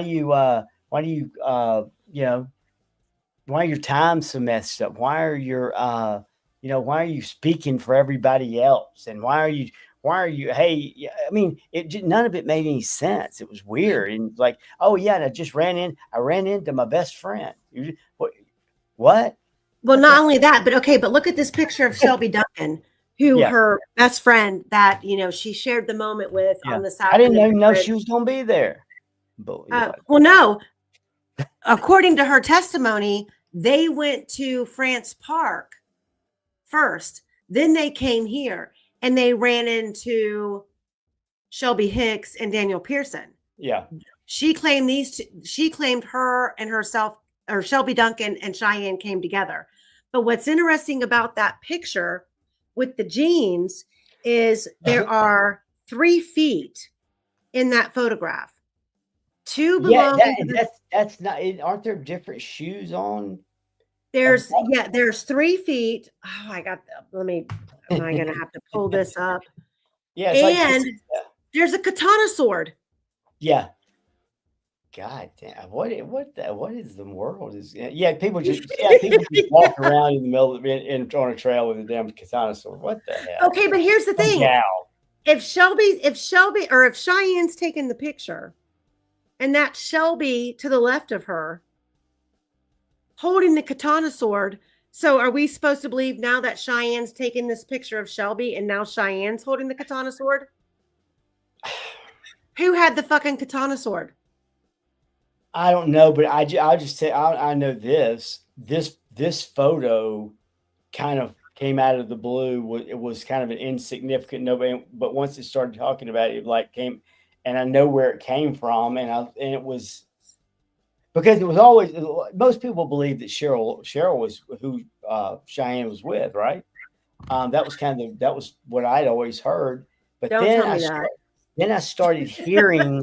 That's what I really did. Then I started hearing, and when you start hearing things and somebody's pushing a narrative, doesn't mean the narrative's not true, but you can tell they're wanting this information to be out there. It's not just, hey, it's just a normal part of organically they want this out there, and they want it out there in a particular kind of way. That's what this came that way. I'm not saying it's not true, but it came that way. It was meant to either, it was meant to do something, because, when you're around a case like this, you start seeing all that stuff becomes it's like second nature to you. It's like, you can tell the intentional, things, because the way people want you to disseminate something, or hey, because it's best for us. This is something we need to get out there. And that's the way this was done. And I'm not going to say who it's with. No, you are going to say. Just say it. Well, I got the picture from Fig. Fig got it from a girl named Jen. And Fig played that off as this. I mean, and I don't know what it was. I knew the girl Jen too, but not like he did at that point. But she hadn't contacted me I guess at that point. But it was meant to get to me. That was the thing. That, I guess, I went a wrong way around to say that, because Fig was always he was always kind of competitive. And he, you mean to show you what how he got it to me? I've got it right here. I've got something I bet you've never seen. And I'm like, what is it? What is it? It's that picture. Which picture of Shelby Duncan on the bridge? Yeah. He thought that was the golden egg? Yeah. I guess it was because it was meant for me. It was this girl sensed that you need to get that to Skip. And so he sends it to me and says, hey, I bet you never seen it, or something like that. It was like, and I was like, it was kind of like when the whole thing, when he in McClellan was like, hey, I've got a new BFF. And I was like, oh, big deal. So what? If you tell him to lay off the dippity do. He's going a little heavy. He's going a little heavy with the dippity do lately. And the London fog coat's not really cutting it either. So he might, if your BFF, if you want to help him out, you might want to give him some fashion advice. Oh God. So, hey, you know what? One good thing is that you know how when things sometimes things clear up. I know I'll probably never ever be allowed in Delphi, so I won't ever schedule it there. have to go incognito. That kind of clears things up for me. I don't ever have to worry about it. I don't know about that. You can't not go back. I'm looking for this photo. Well, you know, small towns are. When I did go there, I was sitting there eating I was just sitting there at the bar eating a sandwich. Where I went to people are looking at me like I was a damn alien. They were like, you know, they know, you know, an out of towner, an outsider, they sticks out like a sore thumb. Well, yeah, they know us all. I have people. I mean, I'm grateful for them. I have people who are like, when you come, you have to get in contact with me because I'll act as a buffer. Like, okay, exactly. I'm gonna need you. We'll have to cover you up we'll have to, put a big jacket over your head the whole time you're here. Yeah, I'm gonna have to park outside. Okay. Oh, here we go. Right here. Here it is. There's Cheyenne's photograph on the right-hand side.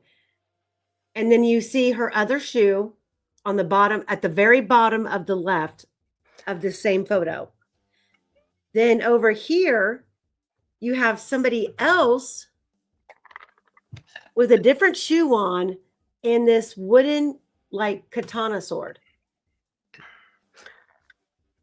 Weird, isn't it? Yeah, I have two different shoes. I said it's two different shoes. Yeah, two different shoes. Who's carrying the katana sword? And then so what was it? Now wasn't this story stain? Some stain in the deck? Something? I don't know. But yeah, I don't know. February really the best time to stain a deck? I don't know. Maybe the day was so nice I figured it'd be good. I don't know. You know what? But the interesting thing is, and maybe we'll be able to touch on it tomorrow night, because I'm doing a live with Great Lakes Fungi and Miss Molly, cool. who are really familiar with and I don't know, Jackson Pierce may make an appearance. I know he has to work tomorrow night, but right. I feel like there is a photograph that Emily Collier posted, very similar to these jeans.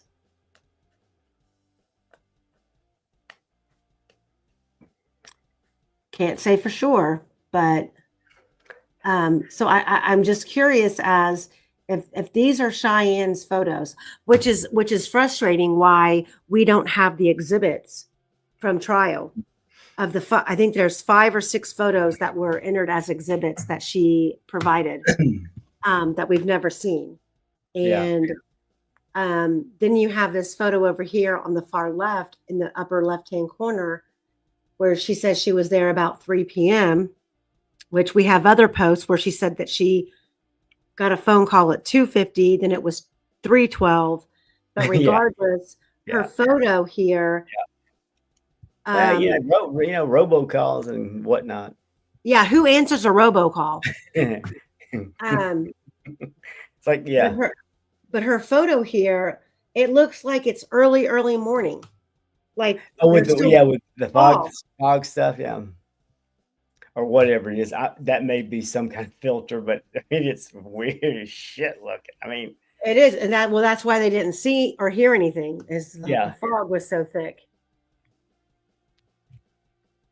Yeah, it's you know what? Nothing was allowed to be run of the mill, average, normal shit in this case. It was everything had to be with some, like you said, with some caveat and some odd circumstance that got something became that, like it's like it wouldn't be Delphi if it wasn't that, right? Well, that's what makes this case so mysterious is like every 5 feet you go, you've got a 4-way highway to choose from, and nothing makes sense. And every path you go down, there's a legitimate reason for going down it. And right, exactly. That's what makes it even more difficult. Yeah. I mean, there's been some rabbit holes that were, the other day when you said, "Hey, you got anything that can send me down a rabbit hole?" I started laughing. Be careful what you wish for. because they're all like that. There's always some like the Levi Holder thing, is the whole and the Huddleston fires and the deaths and and the dad just happened to be in some other house 15 minutes away and died at the same damn time. I mean, and Levi by 21 years old just happens to be his track buddy. They just happened to be at midnight over at his house and his buddy's house and playing with a gun, and gun goes off and he accidentally dies. And Levi loves the good Levi thing loves is that being a mortician. mortician. Yeah, that's good. So it's like, hey, damn dude loves death, man. He's either loves death or he sure as hell around a lot of it. Yeah, well, you know what? How many coincidences does it take? It's like, how That's many the thing. idiots do you need to screw in a light bulb? Jesus. It's like you could honestly swing a bat and hit it and hit whatever you want to hit in this case, Yeah. Yeah. And why law enforcement and Skip having contact. What's you looking for, USA? Huh? What's USA's asking if I had a contact? A contact for she said, I have a short rabbit hole for you, Skip, if you want it. Oh, I'm the giver of rabbit holes these days. My skirting down them is over. But I can give you one. I can probably the McCurdy one. The McCurdy one and that Huddleston Holder one. Those two will keep your head down for a week. Oh my gosh, I can't. I can't even focus. Because first of all, I'm in a cocoon in this house. Nobody wants to hear my bullshit. I mean, nobody has time for me to explain the conundrum that I'm in. Well, on this case. I basically had a couple of different sleep partners during my 8 years or 5-6 years, whatever. So I've been in this case, and they've both been great. I had one, the one that the reason the drive is the way it is because of her. But she ended up leaving the case and all that. But back in 2022, I think, or 23, but she was phenomenal at but we. She would. I mean, I was always get a phone call. And she's like, "You're not gonna believe this shit." It was so there was always something every time you looked somewhere. It was like this thing turned into some bizarre. Holy shit! No, we thought there was one death. There's 14. It's just, that's the way it always went. It was like just the craziest thing. And then when Julie and I started hanging out a lot, and she and I. Like I mentioned, when she and I were going through that McCurdy stuff, that was one time I kind of got a little scared because I was like, "There's not only are the circumstances weird, they're straight out bizarre." I mean, it's like, and it had to do with that right was going on right with the crime scene thing. It's like hey, I told, and she point blank said, Tina said, I point blank told him, you better get rid of those crime scene photos or you'll end up dead. Next day, dead. It's one of those, it's like, damn, everybody that came into contact with, and there's a hitman from Wisconsin coming to Burlington, Indiana, when the hell does that ever happen? Like the whole thing was just so bizarre, Everything is so bizarre. Yeah. Indiana's a strange place. Monday keeps dropping these little snuff bombs of Krista Burris. We're going to get into Krista Burris tomorrow evening, but Monday, spill the beans if you got them. Who do you know who's got them? Who's the most likely bean spiller? Well, I don't know. Monday, we'll find out. Huh? Yeah, Monday keeps dropping these little C. Burris with little I don't know what these are, like little emojis, but we're getting into that tomorrow night, and that's the whole Jackson. That's the whole Jackson Pierce files, all of the photos. Great Lakes Fungi has dissected some of those, and then I'm going to have Miss Molly on to. She's been in contact with Jackson Pierce and has a little bit more insight than I do. I mean, I've watched the videos. I have a couple more that I need to watch tomorrow, but it's all worth looking at. It is. I'll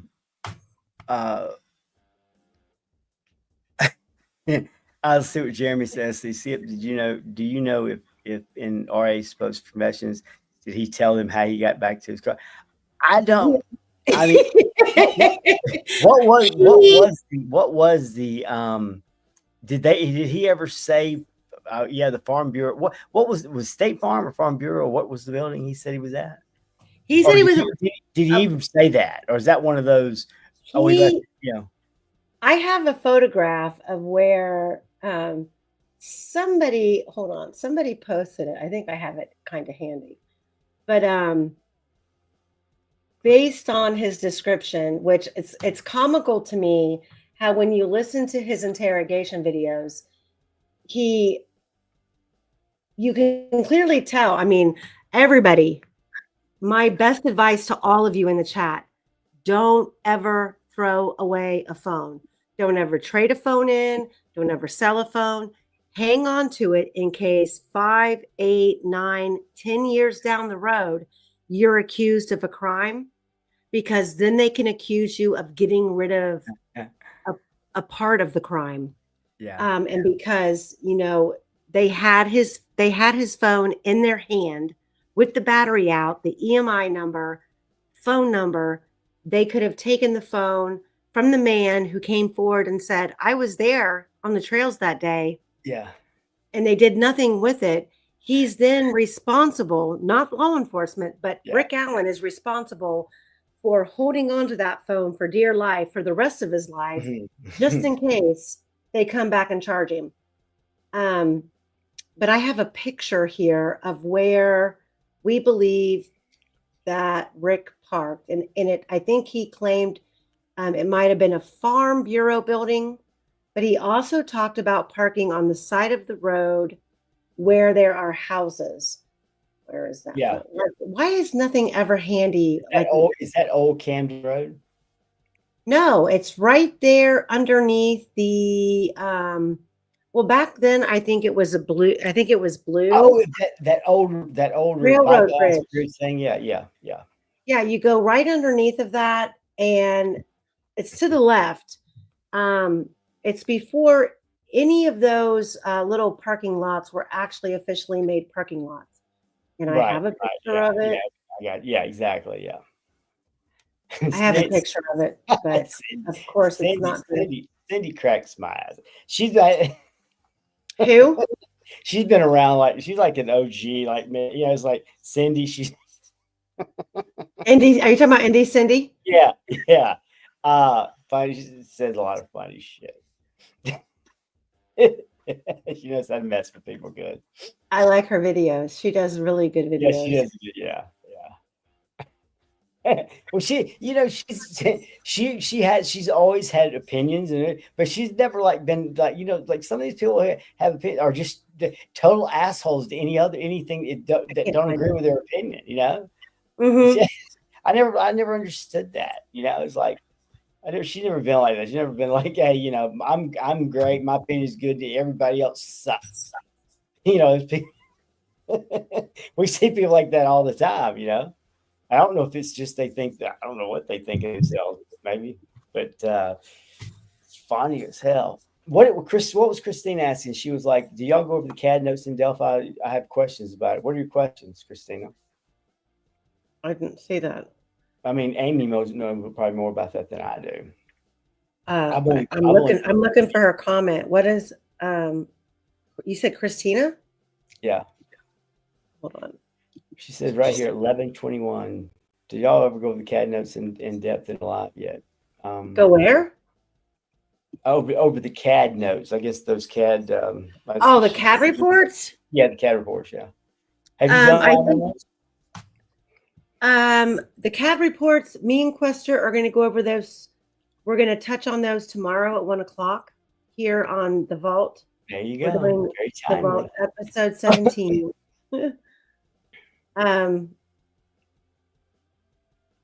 About the Snapchat picture at 1806. Yeah. What Snapchat at 1806? Huh? Let's see. 18 about the That's about, six. about the That's like, Snapchat. Is that in one of the CAD? Which CAD is it? Which CAD report? I haven't seen In the CAD notes.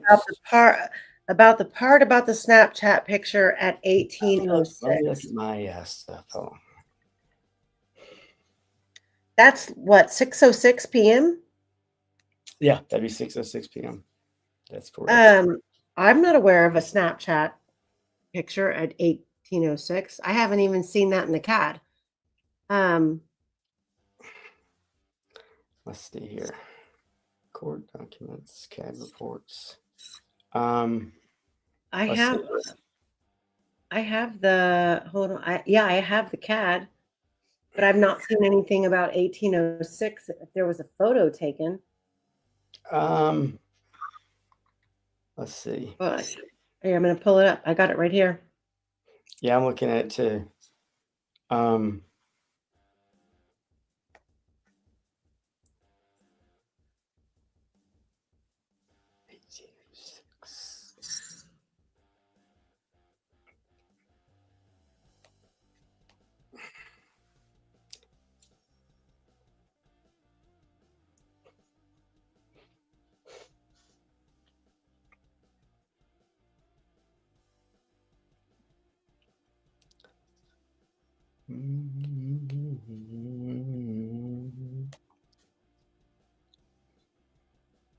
Okay, why is this not pulling in here?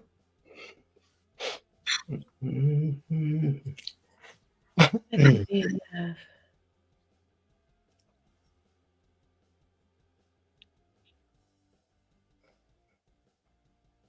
you see a 606? Do I see anything? Yeah. Was it on is it on the one you were going to put up? Well, I pulled it in. Hold on. Is that Here it is. 4978 IMG 4978? Okay, there it No, is. it's a different one. Okay. 180. Oh, it just says advice. 3 hours ago, a photo was posted on Snapchat by Highbridge. Interesting. So it's just that would be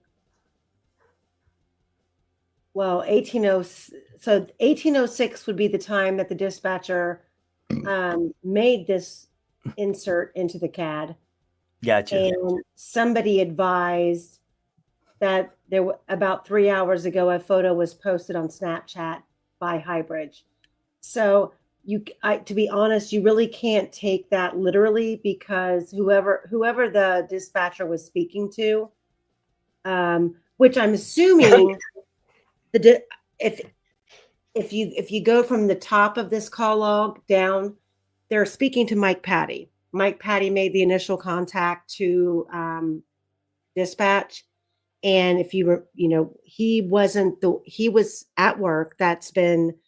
I can tell you officially, that's been documented. It's in these summary reports that eventually one day I'll be able to share, but I just can't now. Sorry. Yeah, you force me to. You make me to. You say, Skip, you better tell everybody. And you're like, oh, I can't tell anybody. I have to. Yeah, I have to be careful with that. Yeah. But I can tell you that I get hit over the head by somebody. You don't know. There's no sweat. Yeah. But Mike Patty is the one who made the initial contact, and so he's going off of hearsay, what he's being relayed, which was, an approximate time the girls were dropped off. I don't know who would have been reporting to the dispatch. that there was a photograph taken, but we do know that 207 is the timestamp, and it shows that it's Libby's Snapchat. It does say Libby's Snapchat on the original photo. Now, that doesn't mean it came from Libby's phone. It means that it was uploaded to Libby's account. Well, did they ever make anything for sure out of the photo they knew wasn't taken by Libby's phone, but was in her Snapchat, in her? Well, that's the 207. That's the 207. That's the 207 Snapchat. That's why I stated that we know that it was. I mean, it's almost like there was another phone involved. Well, that's But what but both had access to that same Snapchat account, right? That's. I mean, it's possible. Or possibly. Yeah, because we know that it says Libby's. It's got Libby's name on it on the original photo, the one that was posted to social media, and the timestamp of 207. What did they name? How did they label the phones? Did they label in Libby's phone or It was just Libby's phone. Yeah, that was the only phone that they claimed that they found. But I'm telling you, Abby had a phone. Abby had a phone in her pocket. Period. She did. But we know based on the image. This is what we don't know. Well, back it up. Becky Patty for forever claimed that Libby had a rose gold iPhone. That phone has now just, we're supposed to pretend that was never said and pretend that phone never existed. Right. That is not the phone that was found at the crime scene. And just because the phone that was found at the crime scene, I guess we're being told that it was Libby's phone. Do you think that because it was identified that somebody knew that was Libby's phone, or because? Well, it was identified as Libby's phone because I think all of the information in the phone indicated that it was Libby's to a certain degree. But wasn't that in the time of the reset? Could she have used someone else's as temporary and put all of her personal info in there? To be honest, I don't. That's the thing. I don't know. Yeah, the phones in the vehicles are just like I could ask 1,000 questions and we never get any resolution. Okay, so ignore my hair because I just took my hat off. Hold on, but I'm going to show you this. Okay. So here's my phone. This is the phone that I use. But I have another right here. Now, when I get into my phone that I use every single day, in my Apple account, this phone still shows up. This phone is still synced with this phone, this iPad, and with my Apple Watch because I've never removed it. So I could toggle, I could take my SIM card out of this phone and put it in my other phone, and it just pick up kind of where I left off when I took the SIM card out. But right. if you were to buy, or if you were to turn this phone on, it's dead right now. It needs to be charged. But if I turned this phone on right now, there would be photographs in here that belong to me. There would be apps that I have used. Right. Yeah. So that's what I'm thinking could have possibly been going on. Okay. I didn't know. Yeah, I didn't know if it was like that or if it was like, hey, what does Abby's phone look like? Oh, it's got a so-and-so shell color bump. Okay, we saw that bingo. I didn't know how that worked with them. Well, what I'm saying is this: if Libby had two phones, which that's not unheard of, and I don't mean two phones like she's overly spoiled. What I mean is one phone is outdated, or they have extra phones laying around the house that Libby had used. What I do know is raising two teenage daughters is that when you have two girls sitting on a bed in a bedroom, hanging out, trying to communicate with boys or text or Snapchat, they're not sharing a phone. Yeah. like the owner of the phone is going to be like, give me my goddamn phone. Like, I'm not going to sit here while you spend a half hour texting your boyfriend. Well, It's yeah, not and gonna happen. if my daughter was at that age, when she was that age, if she'd gone out to a trail and and she had low battery on her phone, I would, hey, take this one while you're out there. I don't even see any issue with that kind of, that's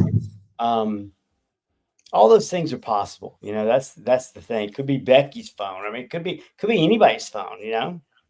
But the only issue, there's a conundrum with everything about that. There's a conundrum with everything about the whole damn case. It is. And Abby could have had a phone, Right. and it could have been cross-linked with the Apple account. Right. But the phone that Abby would have been using would have had access to service, access to data, to be on the bridge, uploading. So, but we know where Abby was at 2:07. Right. And assuming Libby is the one who took the photo. So at some point, was Libby carrying both phones at that time? Right. And she uploaded the photo from the other phone? We just don't know. It's plausible, but there's something that the photo is not in the camera roll. Mm-hmm. The photo is not in the Snapchat cache. Right. And we know it was uploaded, but the 2:07 does not mean that is exactly when the photo was uploaded. So when you take a photo on Snapchat, you take it and it's there. Yeah. And then you have to send it. Yeah. I mean, there honestly could be so many reasons. I mean, it could be something as simple as, hey, that Becky phone, she was going to maybe to take some photos. Her phone, after the recent whatever, didn't take good photos. She wanted a better one. Just ask, hey, use this one for photos. Use yours. It could have been a zillion things. Yeah, and Cindy, you're right. Quester and I we've tossed around numerous,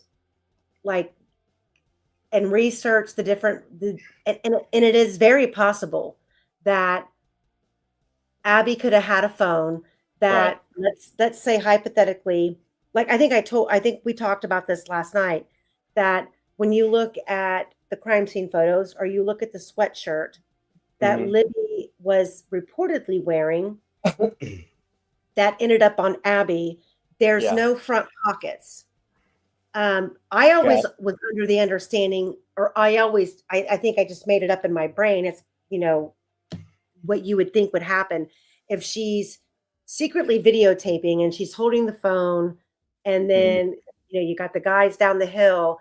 Where does she hide the phone? Right. Well, if he's walking behind them, you're not going to take the phone and then put it in your back pocket. That's going to be obvious. Right. So I thought, well, she probably shoved it into her front pocket on her sweatshirt. Yeah. Well, there is no front pocket on that sweatshirt. So that phone, she would have more than likely had to have carried in her hand. But Abby, I've showed the photo on the bridge. I've circled it. You can see there's a definitive outline of a cell phone in her pocket. Her hands are in her pocket. Mm-hmm. And her phone, that phone could have been kept secret. And is that the phone with the Harry Potter phone case? And the phone that Libby was using taken? Yeah. Well, yeah, that's a that one, that he thought he saw one phone, thought that was all it was, so he took it, but that left, yeah, let's see. I mean, there's so many scenarios that and that's the problem, right? It's like you said, it's conundrum, because there's so many different possibilities, and apparently the evidence doesn't clearly point to anything, exact, specific. That's the.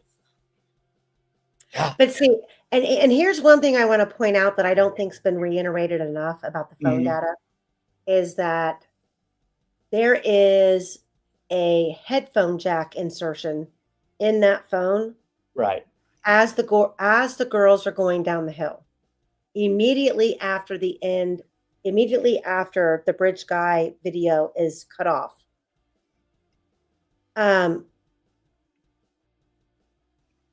So the excuse that there's water damage that caused that, Mm-hmm. that's not the case. It's not. And then when we have, there's the Wi-Fi connection, and I've read up on it. And when you have a phone that's dormant or a phone that is not connected to Wi-Fi or a cell tower, a phone presumably in the woods, Right. and all of a sudden the phone wakes up and all of these messages come in at one time, and you have this Wi-Fi notification, welcome to AT&T. I don't remember what it said, AT&T Family Network or Family and Friends or whatever it was. It was showing that the phone was connecting to a network, Right. which is not possible in the woods. I believe, this is my personal opinion, is that network connection happened first in order for the phone to wake up and allow all of those messages to come in. But because the phone was bombarded all at once. Right. Yeah, that's right. Exactly. You've got all of these iMessages and text messages coming in. It just so happened that network notification showed up at the end of that series of notifications. Yeah. I don't believe, based on the research that I've done, that that's necessarily the case. It could have been the network connected and then everything plummeted in. And then finally that notification, hit the phone data. So there's that. And there's no way. I mean, I've looked at, and I've talked to several locals about hotspots in the areas. I know that there's several AT&T hotspots downtown Delphi at some coffee shops. The McDonald's has an AT&T hotspot, and I also believe that the Pizza King does too. But you have to be within, for a hotspot like those free public hotspots, outside of the building, you normally have to be within range of 150 feet to connect to a Wi-Fi at a property like a house. You would have to be within 300 feet. Right. And typically, in order to connect, unless that residence didn't have a security password on their Wi-Fi, you would have had to have connected to that Wi-Fi before for your phone to actually connect. Yeah.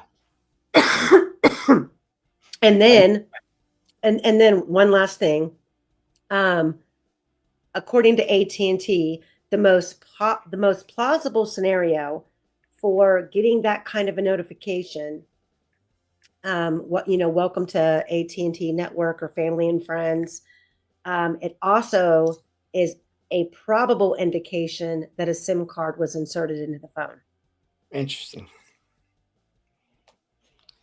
Yeah, see, that's the thing that is so, I mean, it's like because of the time, every other solution was preferred and looked into, preferably because it just seemed more likely, right? I mean, what time was that? Wasn't it? What time was didn't the phone came up at 4:30 or something? It was I think it was like 4:30, 4:32 or 4:35 a.m. Yeah. All that stuff happened at once. Yeah, so bizarre, Mm-hmm. And I see a lot of people talking about a hotspot from another phone, and that's very plausible. But that's a that's a dead ringer for we had two phones. Right. Exactly. Yeah. I mean, that just, to me, that seems like a pretty easy, I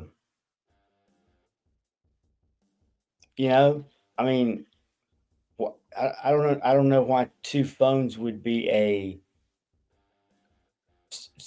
objected to in terms of likelihood.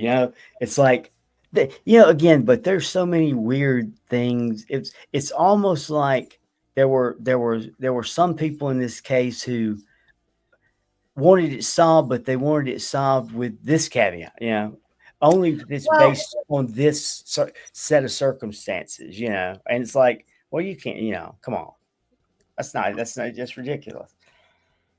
well, I mean, when you get into the rabbit hole about the phone, Mhm. and then you're dealing with you're dealing with a whole nother monster, Yeah, because you're dealing with somebody who was capable of manipulating the phone to the extent of, we are now going to be able to put Abby on the bridge at 2:07. We're going right, to fictitiously create this video, and we're going to make everything about the phone and the Apple Health data somewhat align. right. That's where it gets difficult to, as weird as and bizarre as it all is. There's a lot of things that would have to take place for that to happen. Yeah, However, when you insert someone like a Daniel Pearson, yeah. who may have been very familiar with the girls, Mhm. familiar with technology, and you're dealing with two phones that have access to the same accounts, that changes the dynamics of the complication. So Right, if you've got a 207 photo of Abby on the bridge being uploaded from another phone, so I'm saying is Abby is holding the phone that was found underneath of her, but the Mhm. photo taken of her was taken by a different phone, Right. but uploaded to a Snapchat account that they both utilized. Yeah, So now we have this photo on Snapchat. We have this phone under Abby with no record of that photograph, right. and this other phone is missing. So It's bizarre. it is so bizarre. And then, but I mean, then, it's just like, nothing could come easy, nothing fall into the easy category. yeah, right. It's all fuckery. It's all Yeah. so much fuckery. Yep. Yep. What So time? don't you have to go to work tomorrow? Yeah, you forced me into a nap today, and then you kept me up. I told you to take a nap. Yeah, you were cracking the whip on me this weekend. I'm tired. I got to get up in the morning and put together a whole nother PowerPoint, because me and Quester are going live at 1, and then I'm going live again at 7. Awesome. Well, Yeah, tonight was great. You really have a good audience. Very smart, very good audience. they are awesome. I love them. Yeah, good questions, good comments. They're very knowledgeable. Yeah, I've been wanting to talk to Veronica, so that was great. good.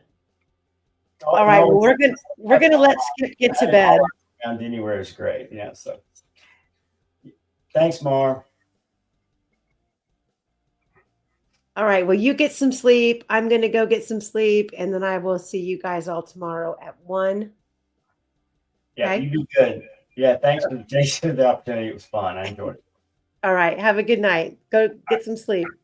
All right. Good night, guys.